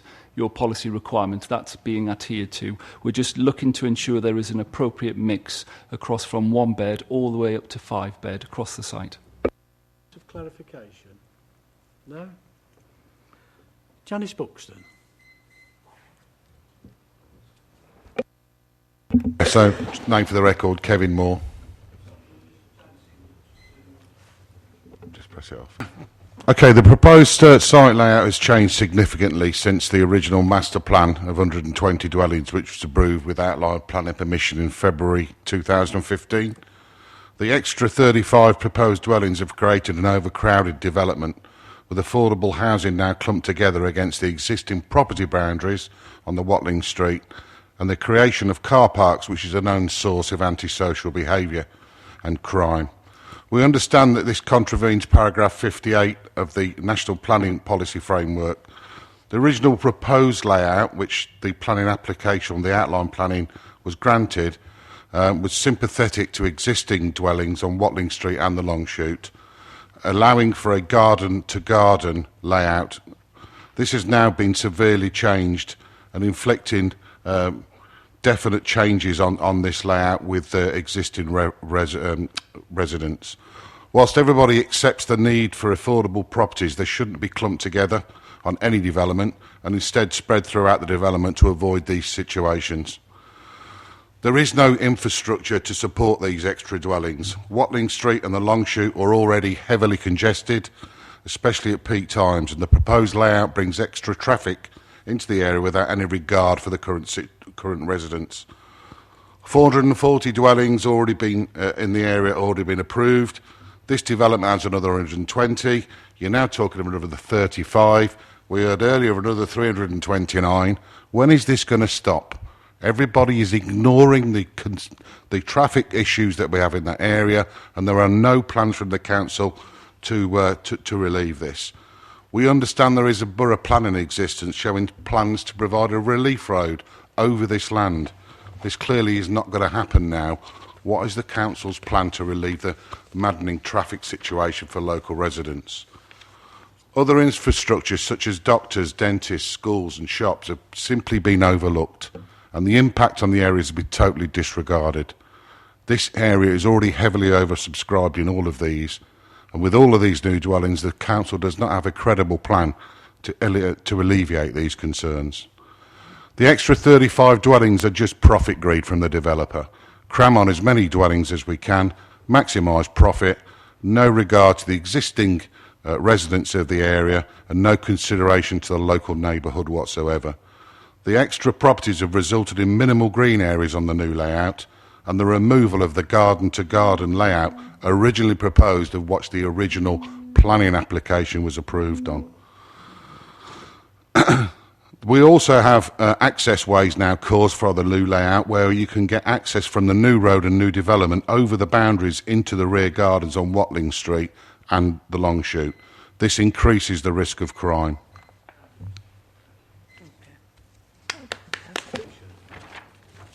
Councillor Condicourt. Yeah, can you just go into a bit more detail on how the previous or the outline application was more, and whether you actually objected to the original application? Garden layout, and all of the local residents, of which we are representing 24 of those people affected, were quite happy with the original layout that Davidson's actually posted on their website, which I have a copy with me. The extra 35 have completely blown that layout and made it completely unacceptable. It's not designed for fit that many properties on in that small space. 120 was fine. Garden to garden.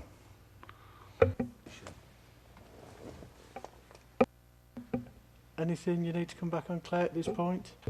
Just to confirm that we've not seen any application formally submitted to us with a garden-to-garden layout. It's been... Well, hang on. Well, this is what we were all sent, yeah? So not if you as haven't... a formal planning application. I've got it. If you'd like to see it, I can show you afterwards.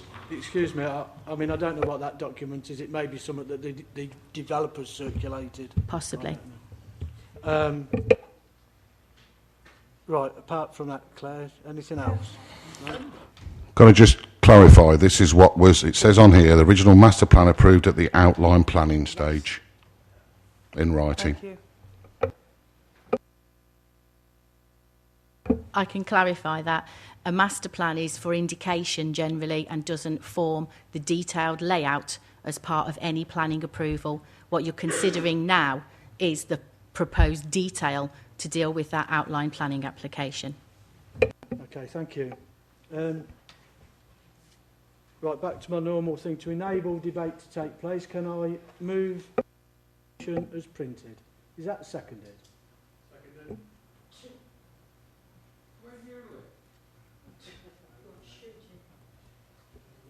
Excuse me, we haven't had the debate yet. Any member? Councillor Trones. Very crucial points that come out of this. First of all, I think the residents have spoken very eloquently. They've made it very clear.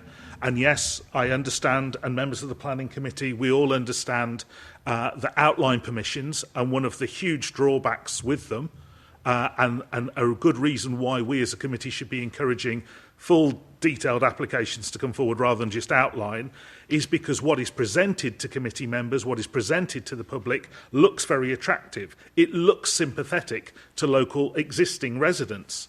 Garden to garden, as you've talked about. The fact that there aren't any roads that lead up to the back of people's gardens, giving access where there was none before, with you know, making properties much less secure, increasing the risk of crime and burglary and all the rest of it.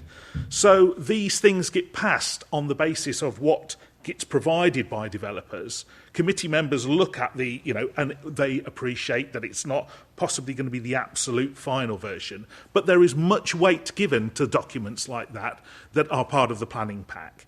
And I think it's very worrying when things come back and are very, very different. And it just shows a lot of cynicism on the part of the builder. But there's some other really, really significant issues here. And the big one, not just for this development, but for all of us here in the borough and on the planning committee, is this whole principle of you can change a development that was supposed to be 120 houses and squeeze things up, make them totally different so you can fit in another 30%. And I know we'll go on to talk about the other development in the next item, but it clearly has impacted on this. You've taken an area of land with 120 houses on and squeezed those to the edges. Now, I remember, this was before I was elected, I remember very clearly the planning meeting at which the original outline permission was granted. And I remember what was said by a number of councillors, including Councillor Navarro. It will stick with me for a long time. And it was very clear that people were being asked to take on board two things. One, the original borough plan had a orange zigzag line which showed a strip not to be built on to leave a buffer between the A5 and development. And this contravened that. And so in the subsequent iterations of the borough plan, that's had to be redrawn. But we were told, look, I know it's encroaching on that. I know, members of the planning committee, it goes outside of what we were hoping for. But look, it's a sensitive development. It's been done sympathetically, all the rest of it. It's in keeping with the area or the other developments that will be done. Well, if that was true at 120, it definitely, on the new layout, being squeezed in to make another 30% go into there, it definitely is not sympathetic. It definitely is not in keeping with the area. There's nowhere that's going to have anywhere in St Nicholas that kind of density, much less off the Longshoot. So we really are in a situation where we've got builders that think they can get outline planning permission for one kind of layout and design or for one size of development and then come back and think that they can just force through another 30% houses on the council and we won't notice. Well, I think we will notice, and it's just not on. They're not playing fair. If they plan to build 30% more houses, they should have said that at the outset, not come back now. Councillor Condon. Lots of things are very wrong with this process, and I mean, we didn't design the planning process, but people think when they get a planning application outline that that's what they're getting, and there was very few objections actually to the original application. People saw it coming, and particularly with the longer gardens in the area, people thought a lower density development, fairly sympathetic, I think the words the objectors have used, would be better in the long term.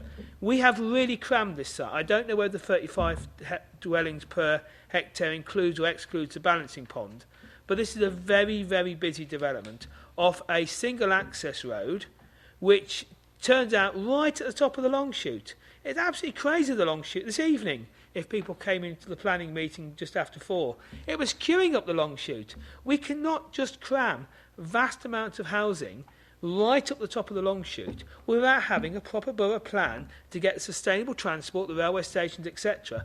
And you build your densest housing near where you got facilities. You couldn't get anywhere with less facilities than the top of the Longshoot. There's doctor surgery, schools, etc. are all a very long way from this site. It's going to be incredibly car dependent because of how far it is from the town centre, a doctor surgery, a shop, anything really. And we are really letting the public down. They didn't object in large numbers to the original development. Now we're getting affordable housing excuses. Oh, it's a quarter. Actually, they're doing half houses. The affordable housing, the benefit for people who need a house, if you get an maisonette right up the top of the Longshoot, there's 5-bedroom houses, 4-bedroom houses, market houses, and it's 2 affordable houses per building. There's a massive difference. And we're not getting what was shown in the original outline. We have big issues. We have transport issues with this. We obviously need to have the ponds to actually cope with the floodwater. Well, that takes up almost all the land that isn't housing. If you look at the outline of the site, the diagram, there's that triangle there, which is one of the 3 more open areas. That has to have the pond in it. This is far more than this type of site can cope with. And where we have high density in other places, the flood relief things are separate. You have your things around Camp Hill or wherever, you have them separate. Look at the area of that site. The largest non-housed area is full of the flood relief, the flood thing. It's far, far too dense. And what happens if we approve this application and then we don't approve the next application for 35? What farcical thing do we have then? We have 120 houses approved, which people say we can't object to, and then we might reject the 35 houses in the middle. What's crazy joined up system would that be? There should have been an application for what they wanted to build, 100 or 155 or whatever, and then that should have been done holistically as to whether that was reasonable or not. This is just madness. Yeah, it's just, and it's happening all the time. We have all the other major applications keep getting, the 400 on the Wenton Road is getting upgraded. Every time they're cramming and cramming, and the actual need isn't there. In our 5-year land supply, this site is predicted to produce 60 houses in 5 years. So our planning policy people have looked at the needs, looked at the housing, and said over the whole of 5 years, only half of the 120 will be built. So why on earth are we trying to cram 155 on? It is hardly viable to build these things out that quickly. There are so many developments up the long shoot. Yeah, we have 5 applications on top of all the ones on Eastborough Way and in Wellington. There are just too many applications. So why cram and downgrade people's lives? Yeah, we actually want to build a quality town. And yeah, this doesn't serve the people who want affordable housing. If we went back to the original scheme of 120, I'm sure the affordable housings would be better with more space, more green space. It doesn't serve people who want bungalows. It doesn't serve anyone well apart from the developer, who is going absolutely rubbing his hands with glee. 155 homes on such a site and no contribution to speak of to actually make our borough work. I mean, if this application had come in a couple of years later, we would have a borough plan maybe, community infrastructure levy. We might have some infrastructure out of this. At the moment, this is optimistic, opportunistic application, trying to grab as much permission as possible. It is not buildable because of the demands up there. The 66 houses took about 2 years to build out. We now have, it was the first application on the long shoot. We have 1,000 odd houses approved on the long shoot, 700 odd approved on Eastborough Way. Yeah, we do not need to approve this madness now. We can say, oh, go back, you've got your 120, that was approved as outline, give us a detailed application for the 120. Thank you. Thank you. Any other member? No? Anything you need to come back on, Claire? No? In that case, it's been moved and seconded the recommendation as printed, which is to grant planning permission subject to a deed of variation to the legal agreement relating to outline planning permission 032438 and the conditions from the outline approval and the new condition as printed. All those in favour?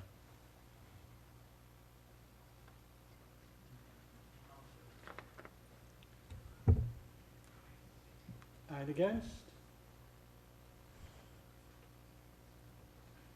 And abstentions? That's approved.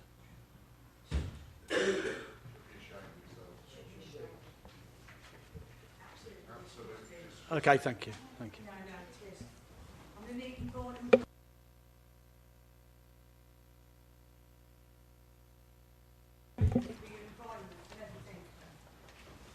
Okay, if we can move on to item number 5, please, which is the land of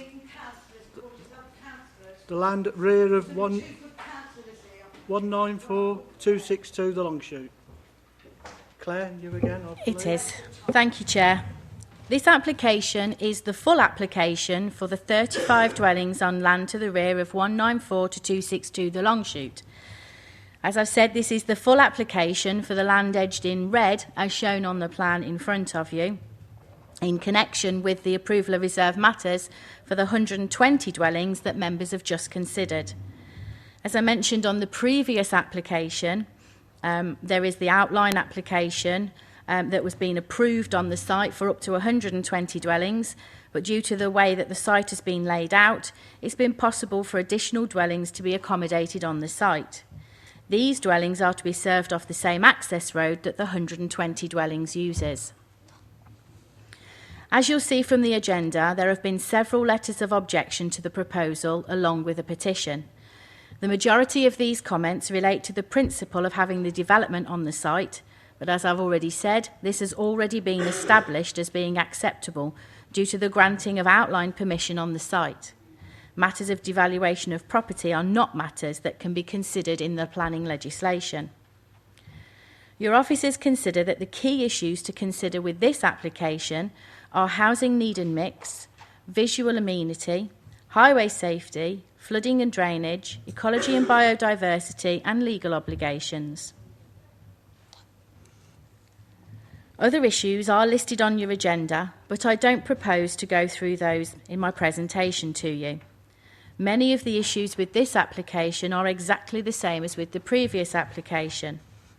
As the site has been previously granted outline planning permission, the principle of residential development is already established on this site. The scheme is actually a full permission for the additional dwellings, but doesn't take up any additional land that was previously considered in the outline application. The additional 35 dwellings that this site proposes is on land which has already been granted planning permission and will add to the housing supply without the need to develop further greenfield sites. 9 affordable dwellings are proposed as part of this development, and in a mix of rented, which are coloured blue on the displayed plan here, and shared ownership, which is the green one in this location. This equates to 25% and accords with adopted council policy. The dwellings are to be 1 and 2 bedroomed, 7 are 2-storey houses, and 2 are 1-bed maisonettes.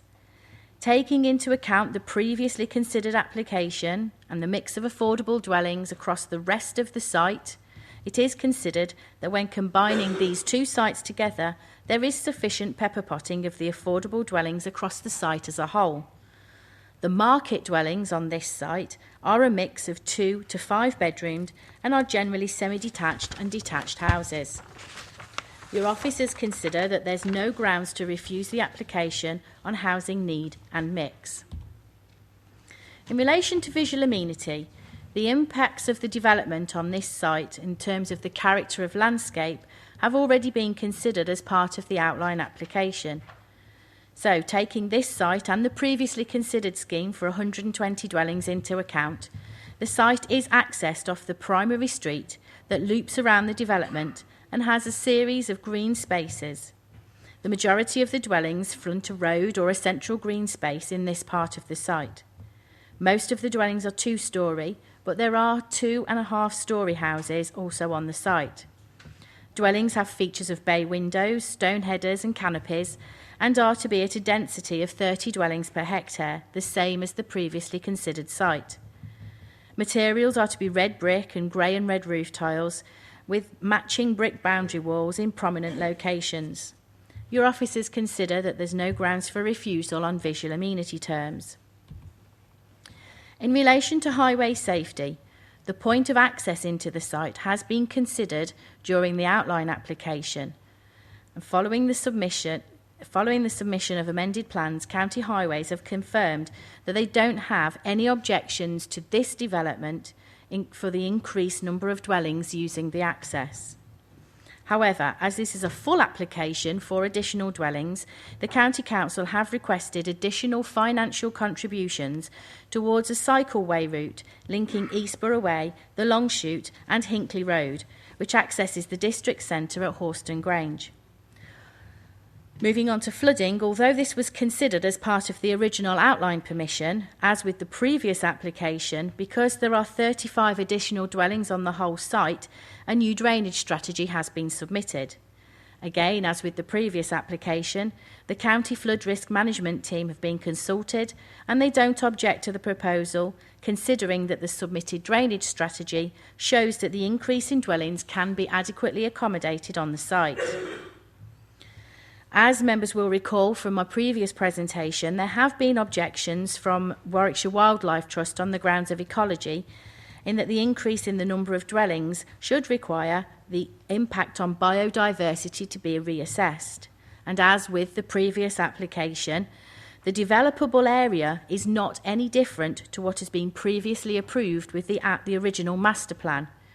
Conditions require the submission of an ecological landscape management plan, and are set out on your agenda for this item, and officers therefore consider a reassessment on this issue isn't necessary.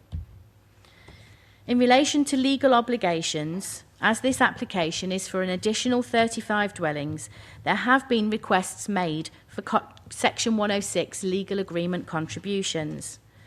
As set out on your agenda and in the table before you on the screen, there have been requests for £47,695 for play and open space facilities, £166,541 for education, £774 for libraries, £2,625 for sustainable welcome packs, all of which have been agreed by the agent.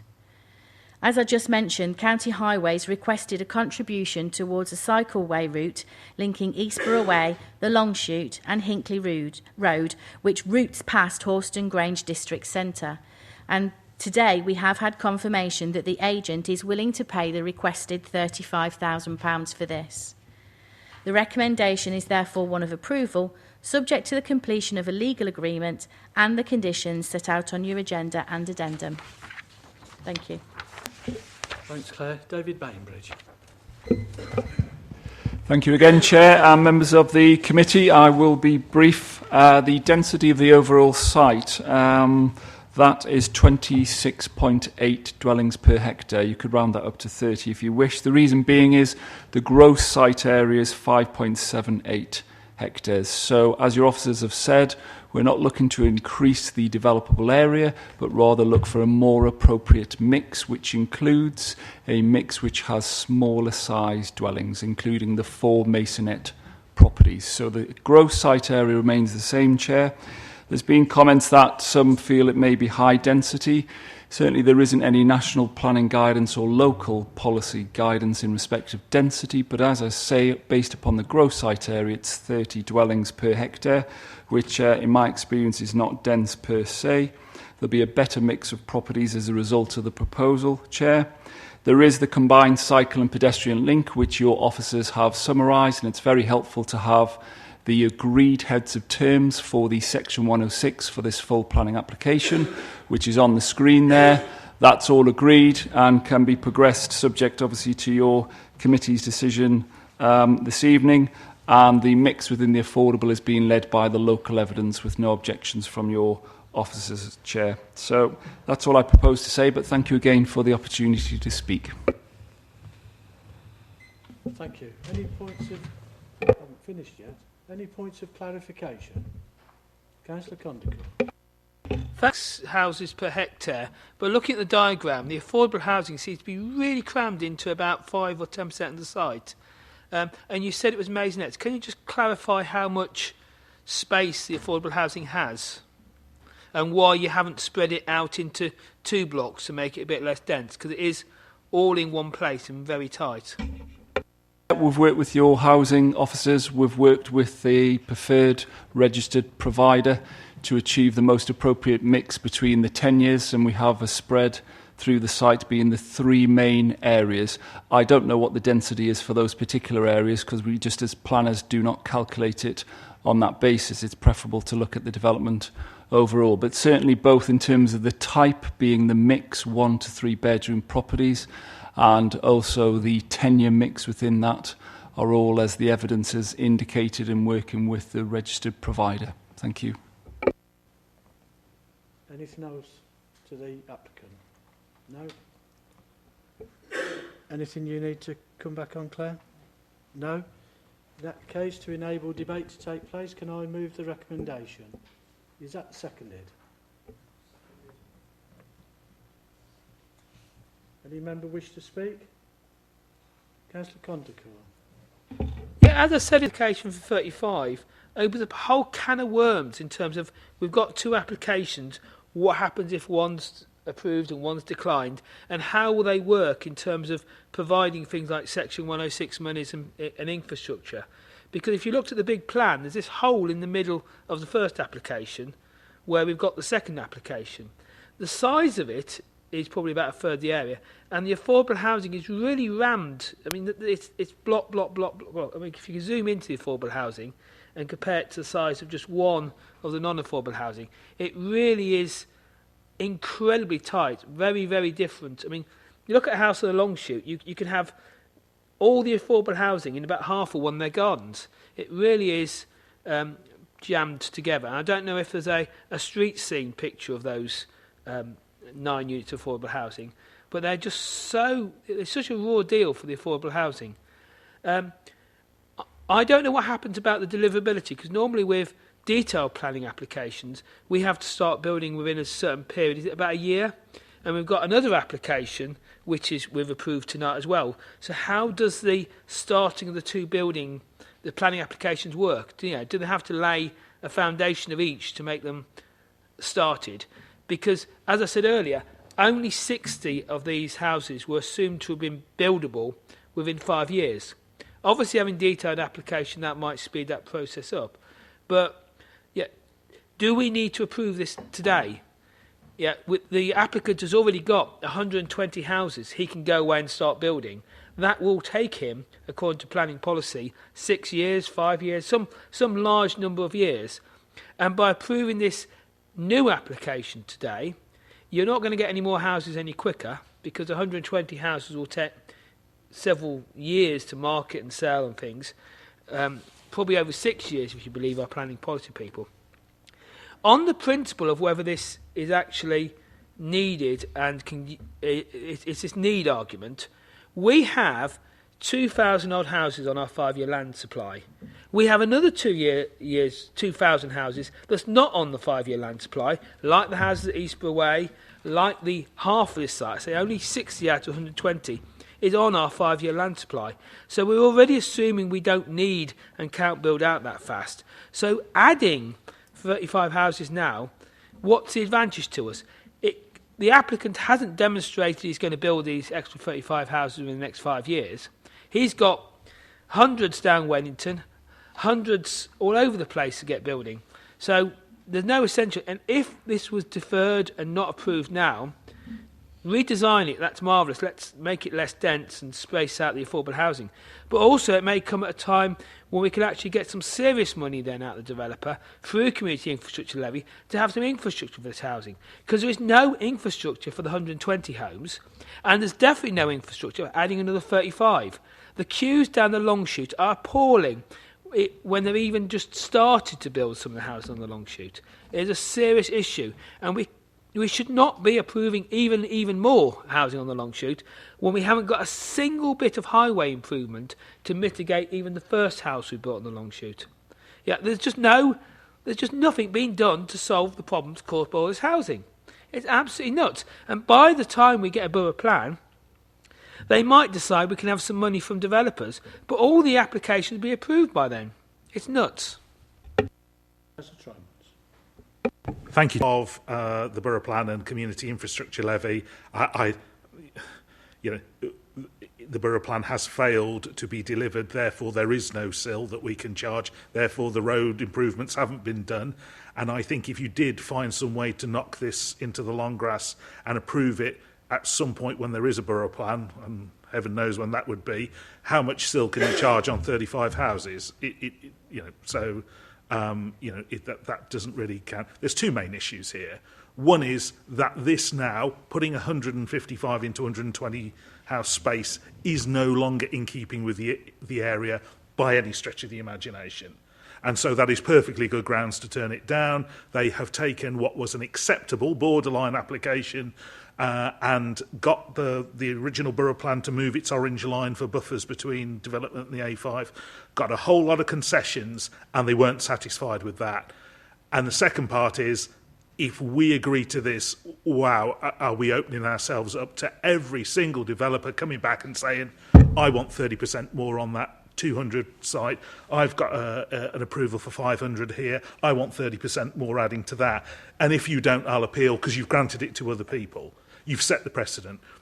I'm sorry, we will just be, opening ourselves up to, uncontrolled, high-density development, and that's a concern, I think, for councillors in all the areas that they live, whether that's Nuneaton or Bedworth or wherever. and I hope we'll have some support on that point. But as I say, as far as this particular one's concerned, if the original application was marginal, and I remember the word balance being used a number of times at the original application some years ago, well, it's gone beyond that now. It definitely isn't in keeping with the area. I would urge members to vote against this. Claire? A couple of members have raised issues of density. It has been noted that we don't have anything that we can refuse it on in terms of density. There's no local policy, there is no national policy in terms of density. What we have to take into account in terms of assessing whether a scheme is acceptable is, yes, the character of the surrounding area, but what you have to take into account as well is that you've already approved previous developments elsewhere up and down the Longshoe at very similar densities. So that has already been established, that developments elsewhere have been established at this similar sort of density.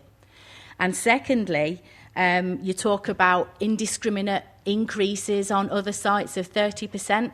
Well, we have a residential design guide that kind of dictates the numbers of dwellings that can go on any site, because it requires separation standards between properties to make sure that they're not overcrowded, overlooking too much, and creating too many problems for both properties within and outside of the site. And in this case, every single policy in that residential design guide in terms of separation is complied with. So we don't have any grounds in terms of residential amenity to say that there are any problems. And that would apply to any other site.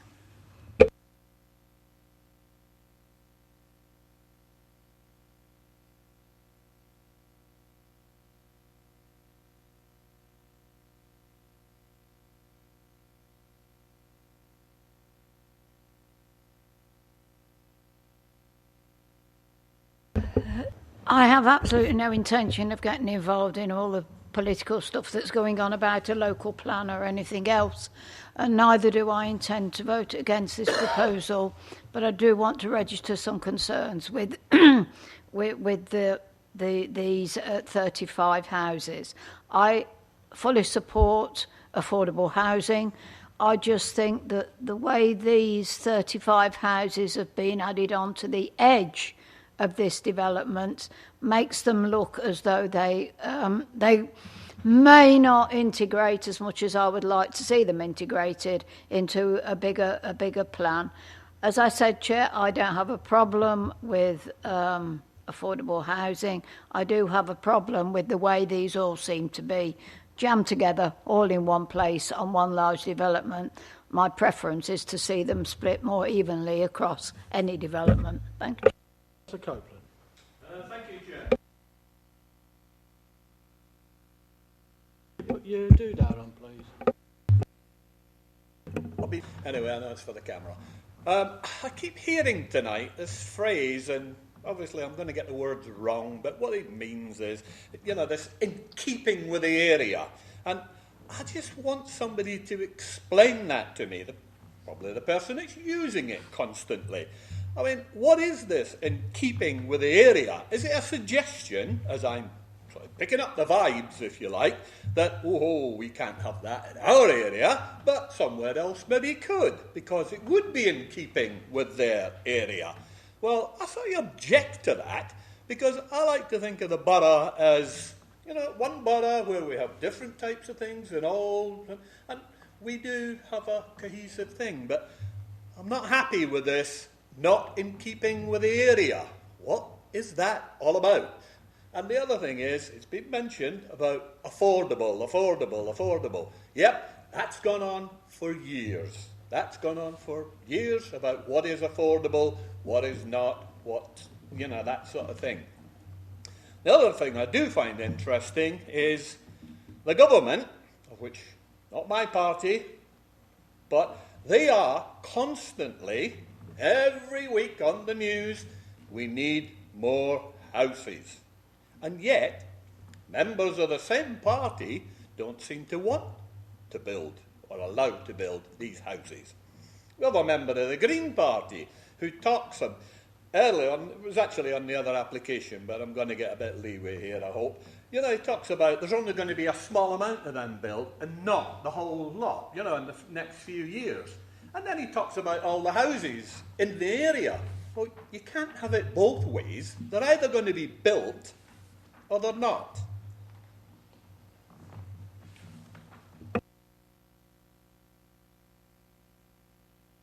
Density, you've answered me the question already on that. The gardens, which was mentioned on the previous application, and looking at this application as well, what are the, if I can Chair, what are the distances on those houses to gardens? Yeah. Yeah.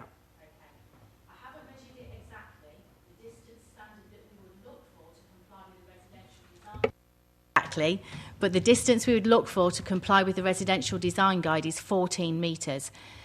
What's there appears to be in excess of 30 metres.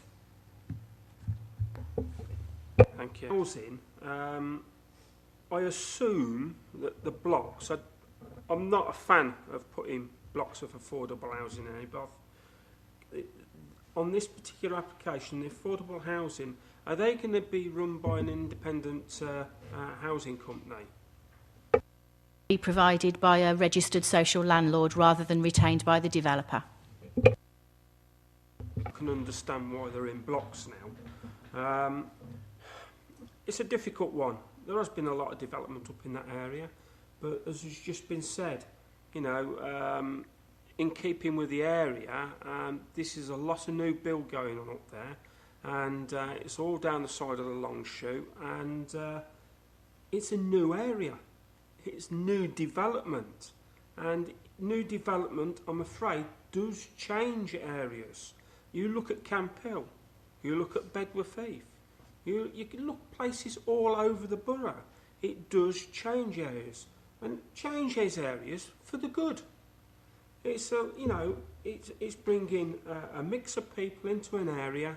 That can enjoy the qualities of life within those areas, and as far as I'm concerned, I'm not going to be drawn down this area of association housing or affordable housing or being all chunked together. There's reasoning behind it. I can see what the reasoning behind is in this case.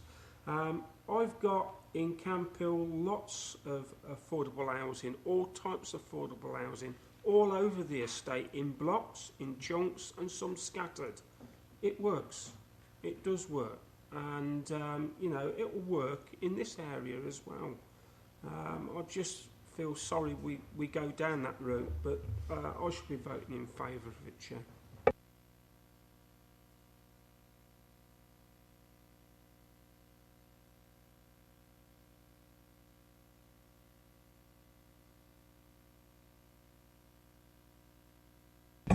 Been a few comments directed at me that I need to come back on. I don't know whether if the affordable housing one was.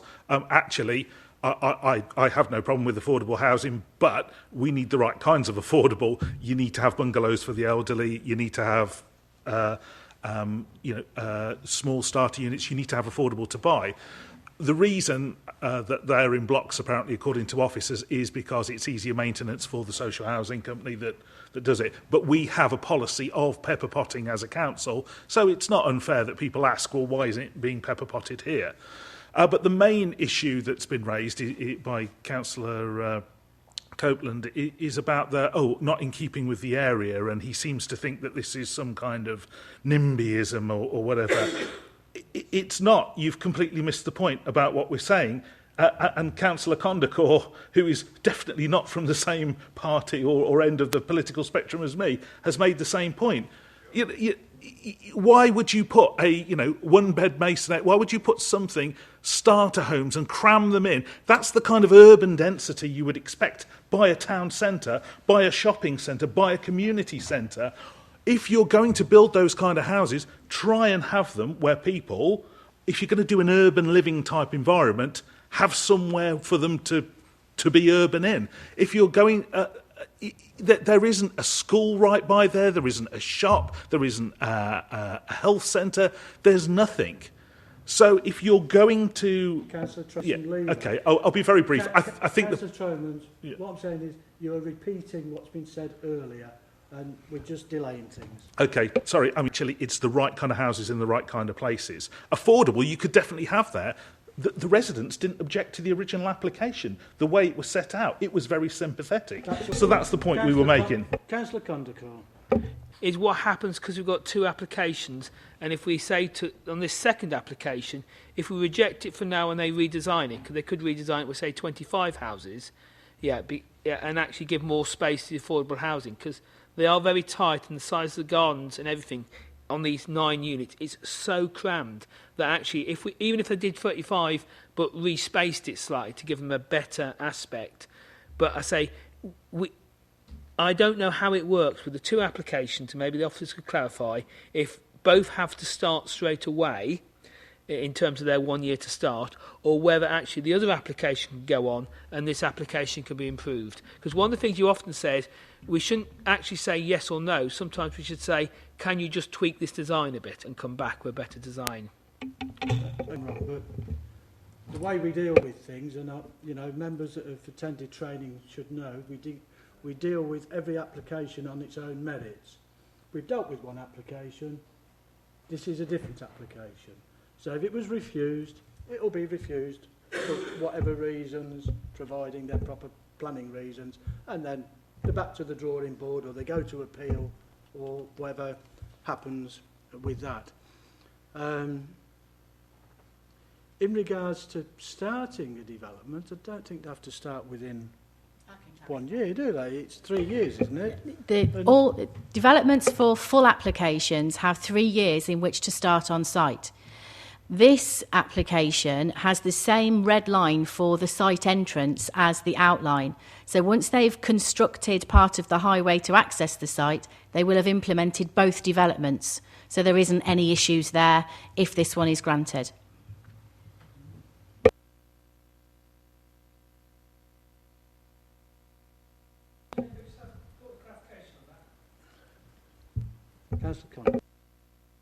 In terms of a separate 25%, so it is actually like they can't just wait till the end of the 120 before they start doing the affordable housing.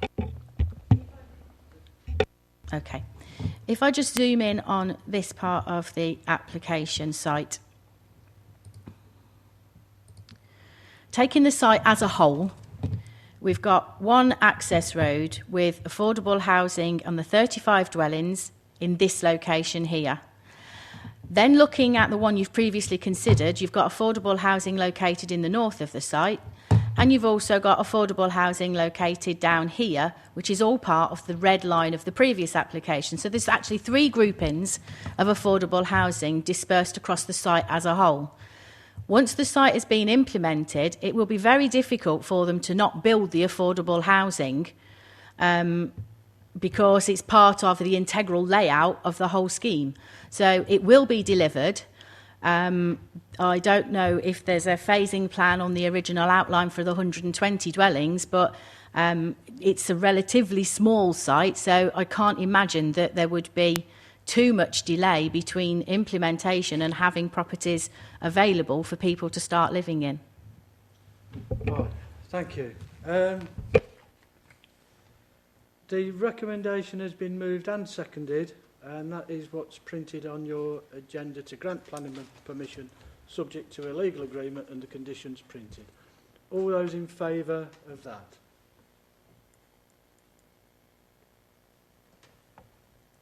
And against?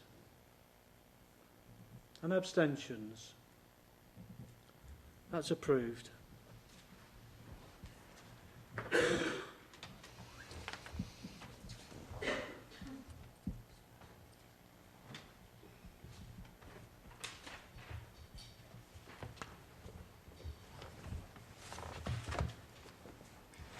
Okay, that takes us on to item number 6, which is Unit 2, Chesterton Drive.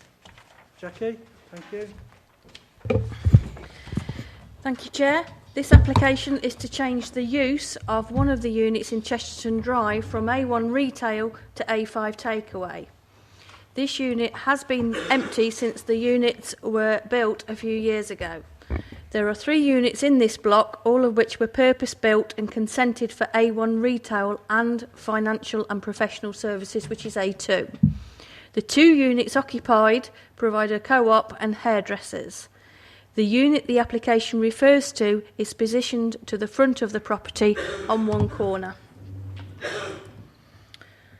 What's happened here? Let's go all the way through. It's just on that corner there. On the opposite side of Chesterton Drive is North Warwickshire Equestrian Centre, which is set much lower than the site. The units are surrounded to the north and east by the gardens of residential development in Austin Close, just there, and Wells Close, which is to the right.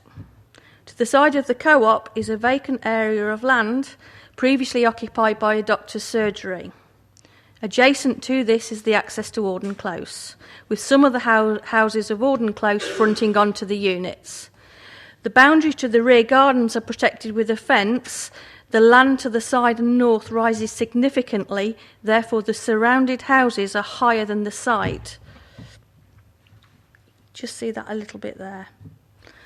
Officers consider that the key issues with this application are the principle of the use, the impact on residential amenity, impact on visual amenity and highway safety.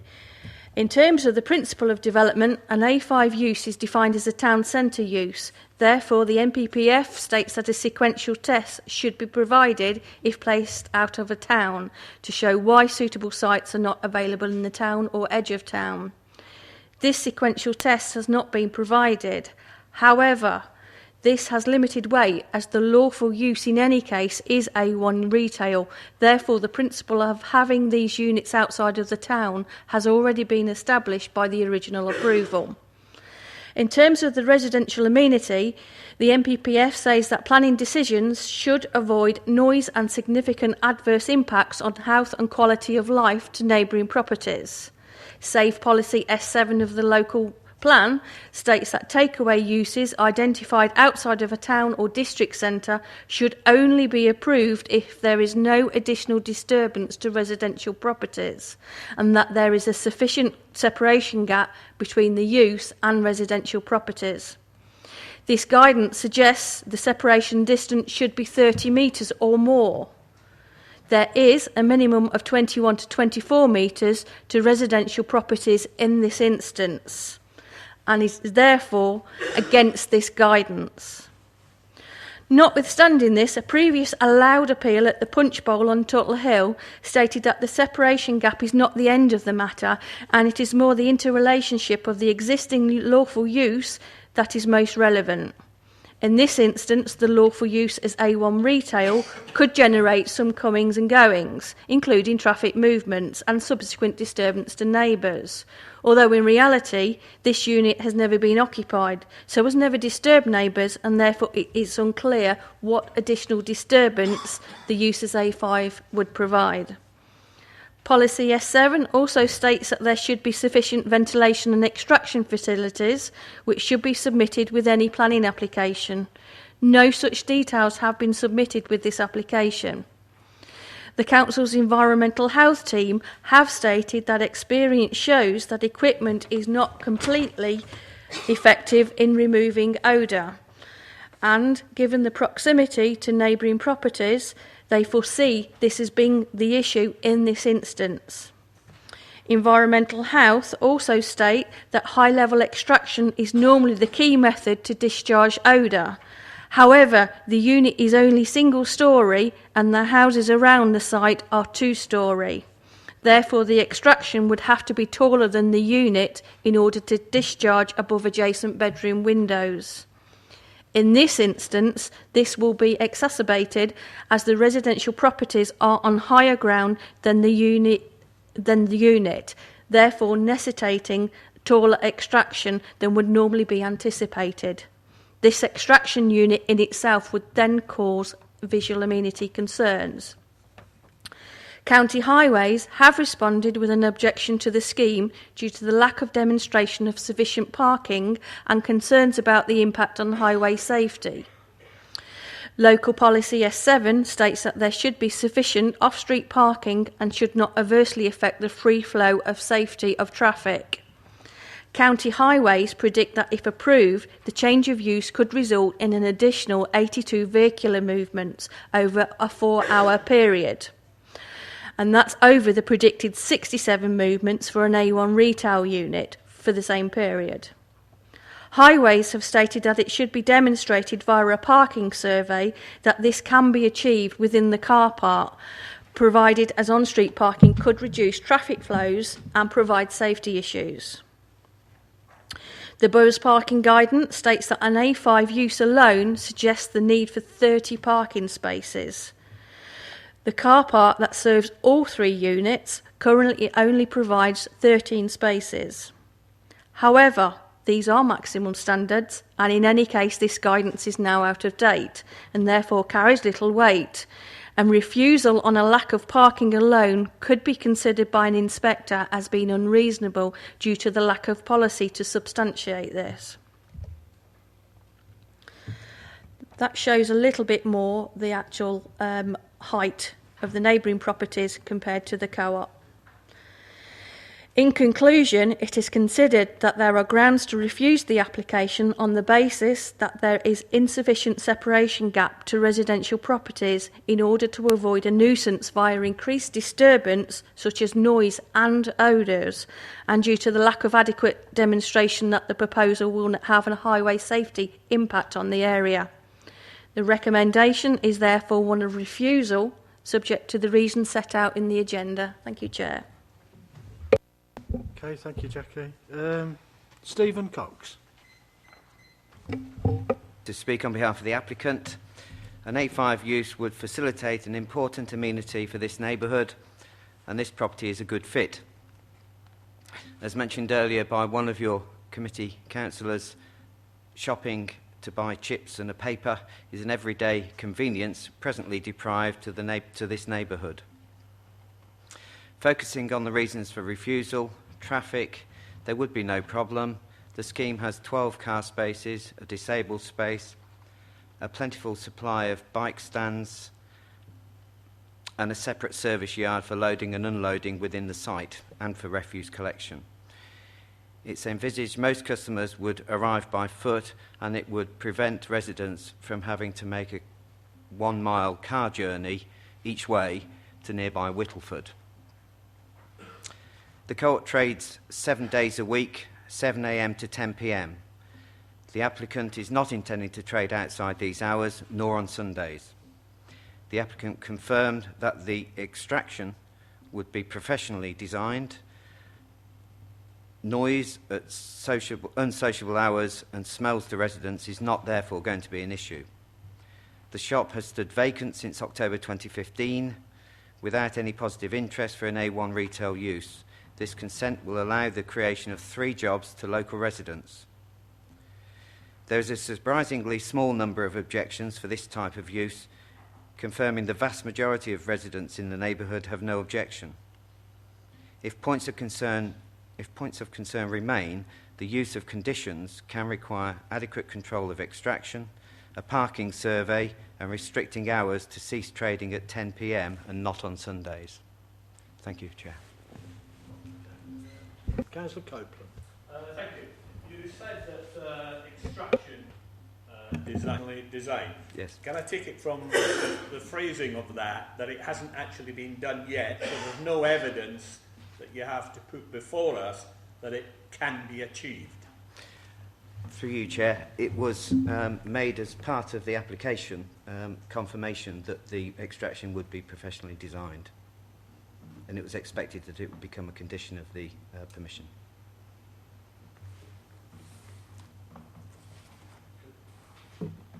Sorry, could I ask you both to turn your microphones on? Oh, I beg your pardon. It's okay. Councillor Condacon. Yeah, thank you, Chair. You said the applicant can provide fish and chips to an area and it's a mile. Is this definitely an application for fish and chip use by someone who already runs a fish and chip shop somewhere else. Location for fish and chip shops specifically. Are there any other points of clarification? No? Jackie, anything to come back on? No, Chair. In which case, to enable debate to take place, can I move the recommendation as printed, which is to refuse planning permission for the reasons as printed? Is that seconded?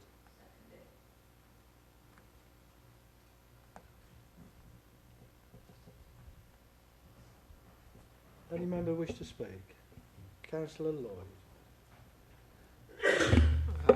Because this was an issue that was brought up at the Camphill and Galley Common forum by some residents at the last meeting. So you could say I have been approached on it. I listened, that's all. Secondly, I think the officers have got it right on this. I'm not totally against what is being put forward, but with, how can I say, the mix of all the issues on health, obviously, inconvenience to residents, and the parking, I think the parking is a big problem. And the reason I say that is because the gentleman said it himself, or somebody said it, that it is there wasn't a chip shop other than in Whittleford. So it's the only chip shop within that area. It's going to attract people from all over Galley Common. And my experience, personal and other, of chip shops, they do attract a lot of car traffic. People are lazy, me included, we've all done it, and they jump in the car to go down the road to get the chips, and because they're still warm when they get home. They do that, and it attracts them. You've only got to look at the chip shop in Camphill Village Centre. It's busy all the time. Parking's an issue.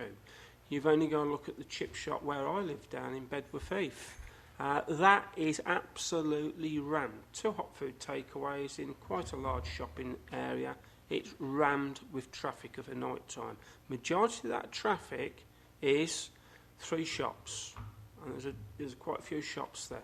So hot food takeaway, especially chip shops, do bring in the traffic.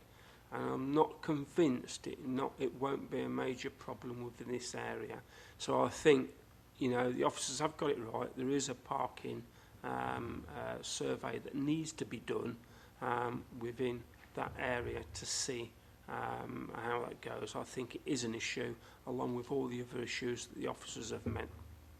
So I won't be voting for this application on this occasion. Yeah, I remember itself. We had teams of people objecting and teams of people supporting the co-op being built there. The key issues of that thing were traffic and all these add-on noise, disruption, etc. And effectively, they were promised an A1 use. They were promised it was going to be estate agents or flower shop or whatever. If this was going to be a fish and chip shop and that had been in the original application for the co-op, the balance of that decision may have been very, very different. And looking at where this site is and how low the site is relative to all the housing behind, it is a totally unsuitable place for extraction fans, etc. And if you remember back to the application we had before, there was a lot of the people higher up that were having a moan about this, and they were talking about what the roof line would look like and various things about visual amenity, etc. And they were talking about the traffic problems outside. Now, the distribution of people going to the co-op and a fish and chip shop will be different, but they will, in the evenings, add up. You will have people going to the fish and chip shop at the same time as other people going to the co-op. So this is going to have a massive impact on the area. And it's not the right sort of area. Yet we go to Horston Grange sometimes. It's got fish and chip shops, co-ops, etc. It is an urban centre. It's designed to be that sort of area where you have fish and chip shop, your co-op. This is not. This is a quiet residential area that managed to get a co-op approved because of its low impact, because it was going to be sit well down and not attract extra traffic or noise. Any other member? If not, it's been moved and seconded the recommendation, which is to refuse planning permission for the reasons printed. All those in favour of that? That's unanimous. Thank you. That's refused.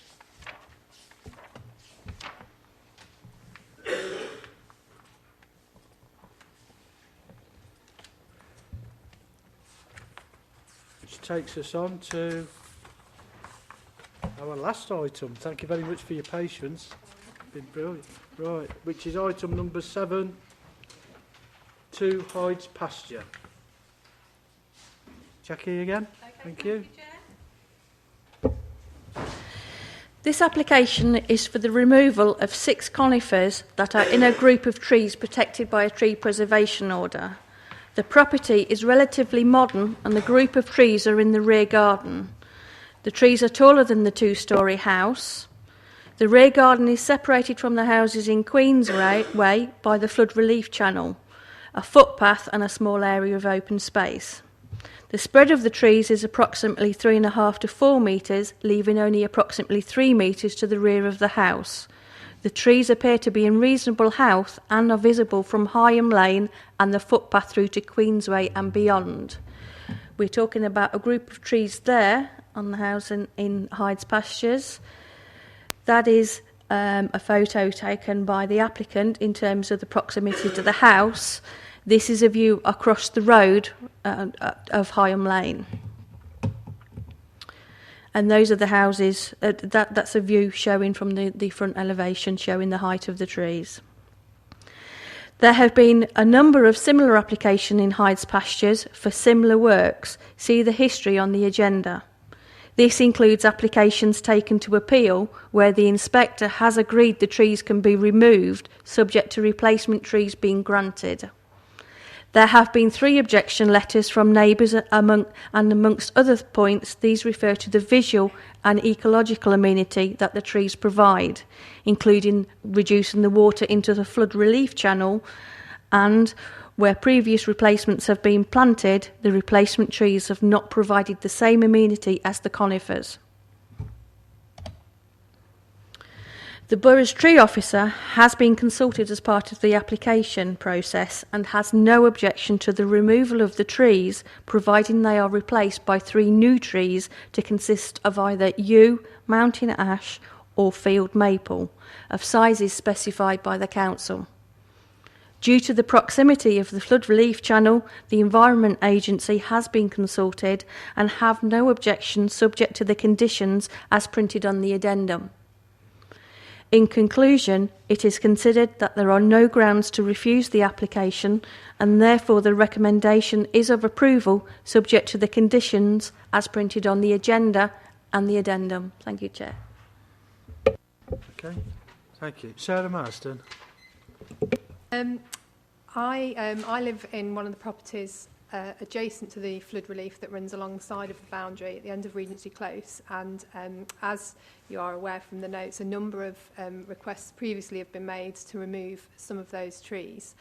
I wanted to refer specifically to the one reference 031841, which was refused in 2013, the grounds being that the loss would be detrimental to the visual amenity of the areas as it would provide a sizable gap in a defined boundary hedge and would be detrimental in terms of ecology as it provided a gap within a defined green corridor. And the second one to refer to is the one more recently, 033473, where there was approval given for the trees not to be removed but to be trimmed and maintained. I sent through a couple of photographs which hopefully were displayed on the board earlier, and what you can see there is from the one with the dense trees is the second part of the boundary. The first one with the gap where you can see through the houses is actually the back of the property where the approval was given previously for the trees to be replaced. There are 3 to 4 trees in that boundary line, but they clearly are not providing anywhere near the same kind of ecology or visual amenity as the previous trees. Whilst they do, and say, physically seem to exist there, I would question whether they're actually flourishing. So the neighbours that I've spoken to as well would actually ask that consideration is given not for these to be removed, because our fear is that once more removed, it sets the precedent for the line to be further depleted, which questions why we have a protection order on it in the first place, and would question also, given the resident purchased the house with the trees in situ, it's not like they weren't aware of that at the time of purchase. So our request is that there's consideration given for, rather than the removal of the trees, that a compromise can be reached perhaps with an agreement on them being trimmed and reduced perhaps in size as per the previous order, which, as you're aware, was approved. And actually we didn't reject as residents on the basis that it did seem like a reasonable request. Thank you. No? Jackie?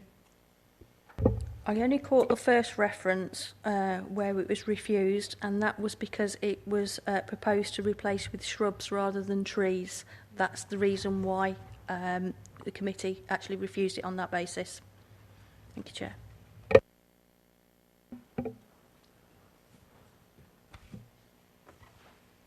Again, to enable debate to take place, can I move the recommendation? Is that seconded? Any member? Councillor Condicorn. This application, but the trees are important, and those houses should never really have been built quite as close. We've done a site visit to one of the earlier ones further up Hyde's pastures, and the houses were built ridiculously close to the conifer trees. Yeah, how on earth that got through? Yeah, we're in a bad situation because we either impose this wall of trees on the residents, or the residents on the opposite side lose this lovely curtain of trees they had. And I don't know if the officers can can tell me, because looking at group of trees G1, they go behind a garage and behind a house, as to whether we can actually come to some compromise on this and actually do a halfway house and reduce the group of trees 1, rather than actually have nothing there, because particularly being the end group, it really is, yeah, the start of the curtain of trees.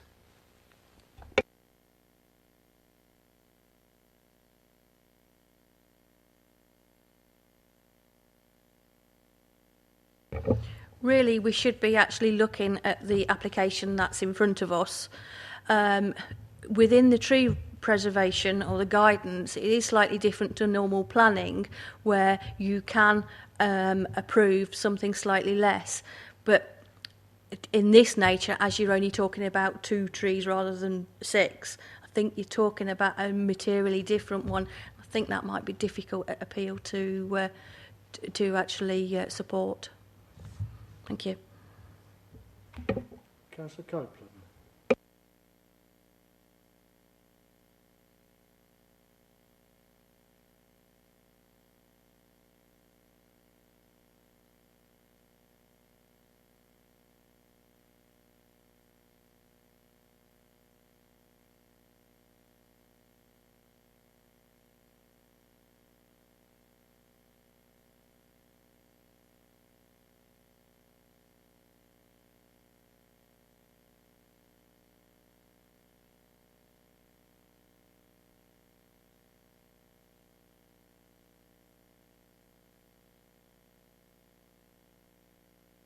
To confirm why the TPO was put on, from my recollection, and Jackie's just confirmed it, the Ford garage that's on the adjacent site used to be take up some of the land of Hyde's pastures as well. So the conifer screen was there and TPO'd originally to protect the amenities of the properties on the other side of the flood relief channel from the activities that took place on the commercial site. Not necessarily as a visual thing, but more to prevent them seeing what was going on and having issues with activities ongoing on the commercial site. Because conifers are not something that we would normally protect for their visual amenity terms.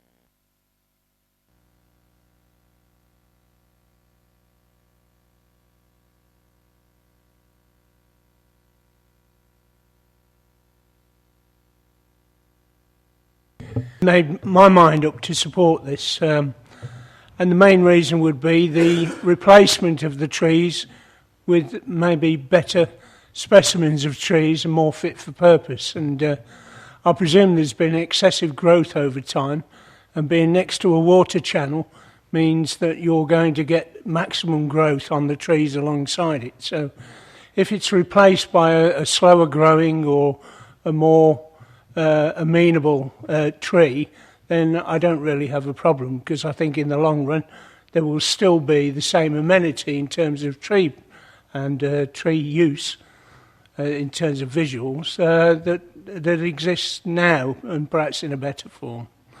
So I think it's an improvement and not to the detriment of the local visual amenity. No? Jackie? Anything else? No? In that case, it's been moved and seconded, the recommendation, which is a grant planning permission subject to the planting of replacement trees as per the application description. All those in favour of that?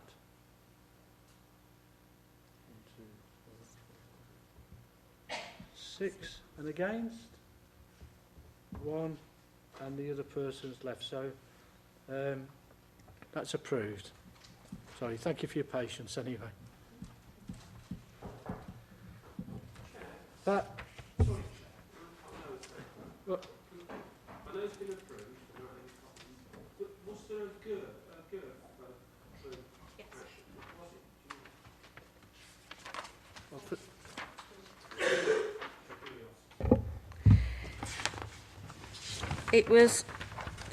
It was the girth of the yew tree, because that dictates the size of the yew tree. And let me just have a look.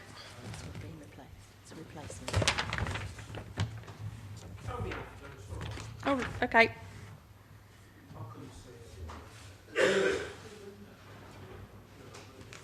Yeah, the yew tree. It's right. It's in the first paragraph.